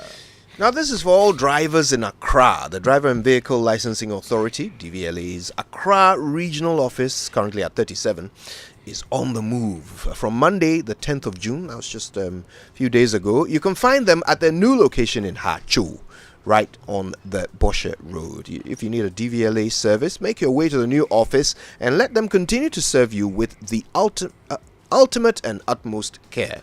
DVLA, your safety, our concern. Now, accessing super reliable healthcare should be the topmost priority for you and your family. That's why Multi-Plus, powered by MTN, is giving you just that today for a subscription fee of just 25 cedis. Yes, 25 cedis a month. Paid or Momo, you can sign on to a health subscription plan that gets you access to unlimited in-store consultations with qualified healthcare professionals and over 160 covered medications and tests. at participating pharmacies in the Ablekuma, Sakaman, Dansuman, Mamprobi, and Kausua townships. My favorite part is that there is a dedicated nurse at the multi pharmacy who can teleconference a doctor when you need it, so that you can access the best consultation services. And to get this product, all you have to do is download the Ayoba app and also sign up today with your Momo account. Yes, you need to just simply download the Ayoba app and sign up today with your Momo account. That's all. Then you take charge of your health conveniently and affordably. Sign up for Multi-Powered by MTN today. Multi-Plus, the best healthcare you need. All right. Now, don't forget, in all your gettings, get some time and go to kingdomstoreonline.com for the best quality office essentials, equipment, furniture, and, of course, stationery. And the prices are affordable. You can pay via Momo across all networks, and they've got very fast delivery to your home or office. If you live in Accra or Tema, you don't even pay for delivery, which is nice. Terms and conditions do apply. At Kingdom, quality and affordability are their hallmarks. All right, then, listen, let's break this thing down. The president has said it again, that he's not a clearing agent. Nobody will force him to put aside rule of law. Nana, but who has asked him to put aside the rule of law? Well, the president has said that, as far as he's concerned, if he comes into possession of good evidence, he would be able to take action. If the evidence that is presented following accusations, the evidence is not good, it will restrain his ability to take action. And that's why he's saying that he has to ensure that the rule of law works. And the rule of law is, the basis is evidence. He says that I've been accused of being a clearing agent. And he believes that in those instances, the evidence was not good enough. He gave the example of he making an effort to see what evidence was available. He gave the example of Boachi Ajakun, the cash for seats. You remember? An initial investigation was set up. He gave the example of Alfredo Bain out of Bost. Ken Ufuriata, the conflict of interest matter, he has the OSP to investigate. Pius, what's Pius' last name? But in Pius, there was some Hajida or something about visa racketeering. He had some investigation done. Robert Safu Mensah was the Director General of the Sports Authority. Charles Bissiou, the illegal mining thing, there was an investigation done. ABRJ, PPA, public procurement, he had it investigated, and so on. And that those ones where the evidence was not convincing, he wasn't going to just go on the basis of public consent. And that the rule of law means that you must have evidence. He went ahead to talk about some of the things that he's done, his government has done, the freedom of information, the Office of the Special Prosecutor, even SML. Recently, he had investigation done. He reacted to it. There was pressure to publish the full report. He published the full. Initially, he was in agreement, but he published the full report and so on. So, he's done what he could. If the evidence is not there, as far as he's concerned, it constrains what he could do. But Nana, does the president accept that sometimes the things he says can affect the outcome of investigations. I'll give only two examples. Most recently, we have the Cecilia Dapar case, where Cecilia Dapar wrote her resignation letter in light of all the controversy around the millions found in her home. And the president, in his response, said, "Oh, I have no doubt that you'll be exonerated." That's not the only one. It's funny, you mentioned the cash for seats, one of the first scandals, in the Akufo-Addo administration. I was at Jubilee House back when the president used to do Meet the Press. And he spoke about this. It wasn't even in answer to a question. It was part of his own submission. And he said he expects nothing to come of the parliamentary investigation, which had only just been announced. I mean, does he not know that these things can affect the outcomes of investigations? It may, but unless we have concrete evidence that the cash for seats investigation was botched. But is it better not to say anything? I'm saying it may. I mean, I totally, the Cecilia Dapar's matter, I don't have any evidence that it was his comment that produced the results of the how the investigation was conducted. The OSP actually gave reasons why he was having difficulty. In fact, he blamed an institution. He didn't talk about the president. And indeed, Kojo, what we have to bear in mind is that if the president of Ghana, with the powers that he has, doesn't want an investigation, he would not ask for one. So we must give the president the benefits of the doubt. Look, and my brother Alexia, when you talk about, they make accusations and insinuations. When you talk about their record, they say you are doing equalization. Meanwhile, they want to come into office and they don't want their record to be looked at. I've never understood that principle. We will look at your record once you want to come into office and you are making accusations. We have the right to make accusations. We will look at your record, whether you like it or not. You remember, people under investigation were sent to Jubilee House. There was no Jubilee House at that time. Sorry, were sent to. So I misspoke. Look, me, when I misspeak, I would admit it. If at the NPP, if we misspeak, we would admit it. These people would never do any admission.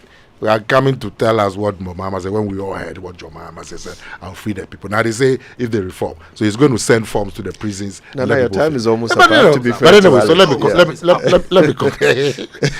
me. So my conclusion is that you may have a different opinion from the president. I don't have a problem. All of us have our opinions. But his opinion is that he's doing his best.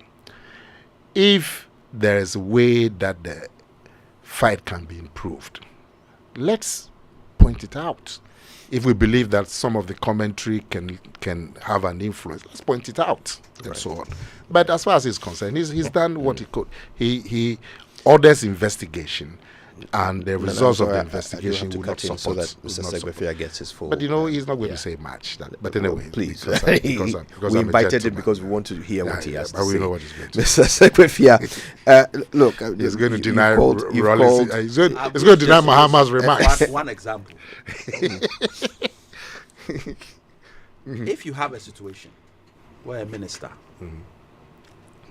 fails to go for parliamentary approval, fails to have cabinet approval, fails to have Attorney General's advice, and goes and orders vaccines and pays for them, and they are not even fit for purpose because they are supposed to come, and makes admissions in a parliamentary inquiry, and he's left to stay at post, and the president laughs it off at the Deba. I don't have to go beyond that. I'm not going to give any more examples. This is a clearing agent's posture. Because there is no way, you couldn't even tell the person, you couldn't even stand him down and say you can no longer be Minister of Health. But isn't that rich coming from the NDC? Bearing in mind when John Mahama was president. Equalization. No, I think it's important. It's important for us to interrogate everything. Bearing in mind when John Mahama was president, somebody was implicated by a commission in, this whole, what's it called, the cash thing at the Olympics. No, at the World Cup. You're talking Olympics is demo. It's not World us. Cup. World Cup. Yeah. And he was simply moved from minister to Minister of State and brought to the presidency. Pretty much to the. I'm going to say the presidency. So can I ask a question? Pretty much brought closer to the president. Can I for ask more protection? Isn't not the same thing? Let me ask a question. He did wrong. 7 years. Has anybody prosecuted him? When we come, those who have done wrong, we'll prosecute them. But you should have prosecuted him even then. No, but I'm saying that he did nothing wrong. In his case, there's nothing. But I'm giving you clear. case. Look, let's not play with this. You've had the opportunity 7.5 years. After you've taken other people to court. You've taken other people to court. If that is who were under administration, who you said did things. You've convicted people. You didn't convict him on that. You've never even taken him to court. Because the inquiry didn't give you enough evidence, as he is always saying, to do anything with him. So it's not rich. This one is an admission. Clear cut, daylight. That's why I used that singular example. I didn't use all the other ones where you now go on to look. You don't have to go and look for any evidence. The least a president who cares about fighting corruption should have done was to have made him at the least step down. He has no business keeping that minister all that time. Clear as daylight. And people talk about right to information bill. When I was deputy chief of staff, we dealt with 5 anti-money laundering legislation. We amended 3 and created 2 new laws to deal with corruption. Does anybody talk about it? Does anybody talk about it? No one talks about the legislation we passed in our time. You passed one legislation, right to information bill, simply because of the length of time it took. We were able to do this in 6 months with the cooperation of both sides of the House and Parliament, and we passed it. So let's not give the impression that passing right to information bill just because of the length of time is something that is so magnificent when it has an effect on administration, everything, including corruption. But anti-money laundering laws are directly looking at corruption and the way people. So we have statutes on our books that we can show that we did under an NDC government. Then you come to the Office of the Special Prosecutor Bill. Look, as far as I'm concerned, the Office of the Special Prosecutor is cosmetic, what's it called, for the benefit of political gain. We need an Office of the Special Prosecutor. But we need an Office of the Special Prosecutor that has teeth. And the legislation we have does not help him to have teeth. It may end up needing constitutional review to give him the teeth. Because once he's always under the, what's it called, Attorney General, there are problems.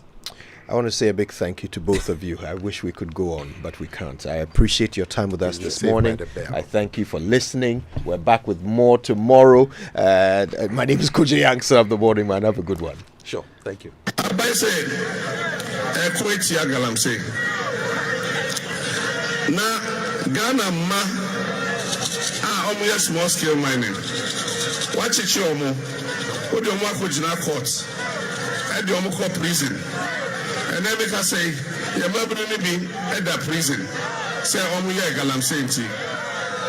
And so, you're watching China Niba. Galamsey queen.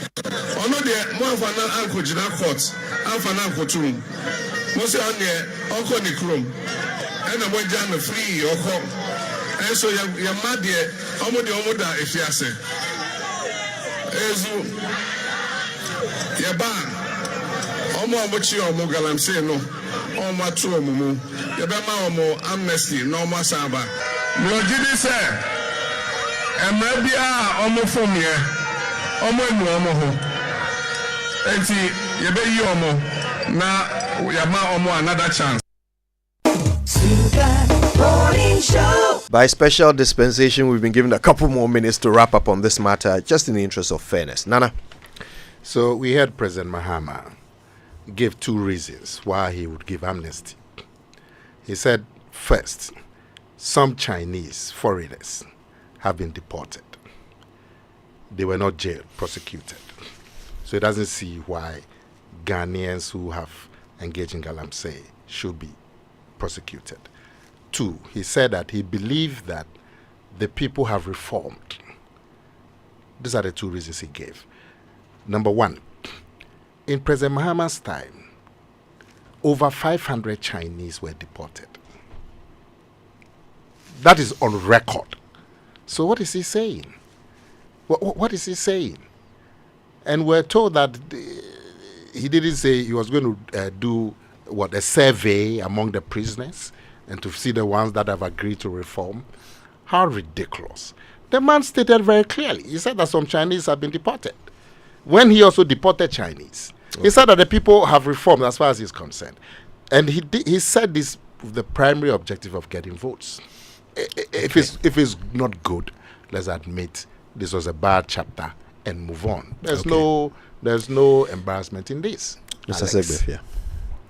I want to say that I do not believe, and I'm standing by this, that the tape is complete yet.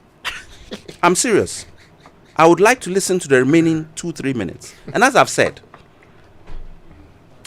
I know that in that tape there was talk about reform and then subsequently using lawful means to create small-scale mining so that they can come and do the lawful things. That is missing. How do you reform from the tape? And if your argument is whether amnesty for galamsey should ever be contemplated, and therefore it should not even be contemplated, then we are going against the tenets of even our lawful or legal process. It's a question of whether you believe amnesty should be granted or not. The Aisha 1 case was extremely high profile, and therefore it had a certain impact on her release, especially because of the subsequent things that happened. So let's not look at 500 people who have been this thing and that particular case, and it was linked to certain government officials. It was also deportation. Right. So look, I will just, when I get the rest, because you seem to be getting it in trickles. Where you that's all. That's the whole thing. Only you have heard the full thing. We thank you both for your time. We appreciate it very much. Keep it on, Joy. Thanks for listening. Stop. To all the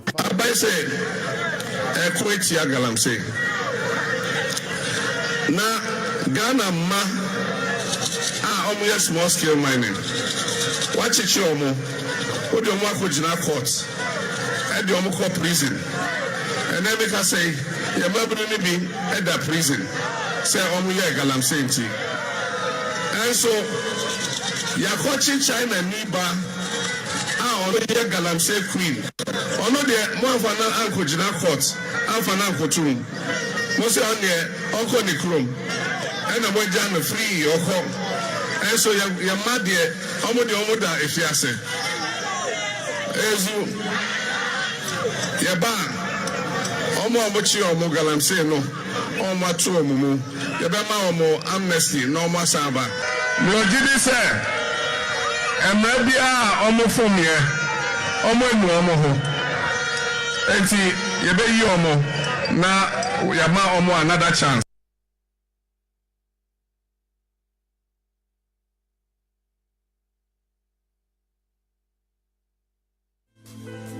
To all the fathers out there, we understand the long hours, the endless bills, and the few thank yous can make it tough. But only fathers truly understand the journey. This Father's Day, visit Within retail stores nationwide. Buy Within shirts, t-shirts, and polos made from exclusive fabric designs and receive a special gift. Terms and conditions apply. Within, le créateur. The regular football season is over. But not for us here at Supersport. We've got a big deal coming your way. Get connected to DSTV to see some of football's biggest names starring in all 51 matches of Euro 2024 live and in HD. That is extraordinary. Now that's a big deal.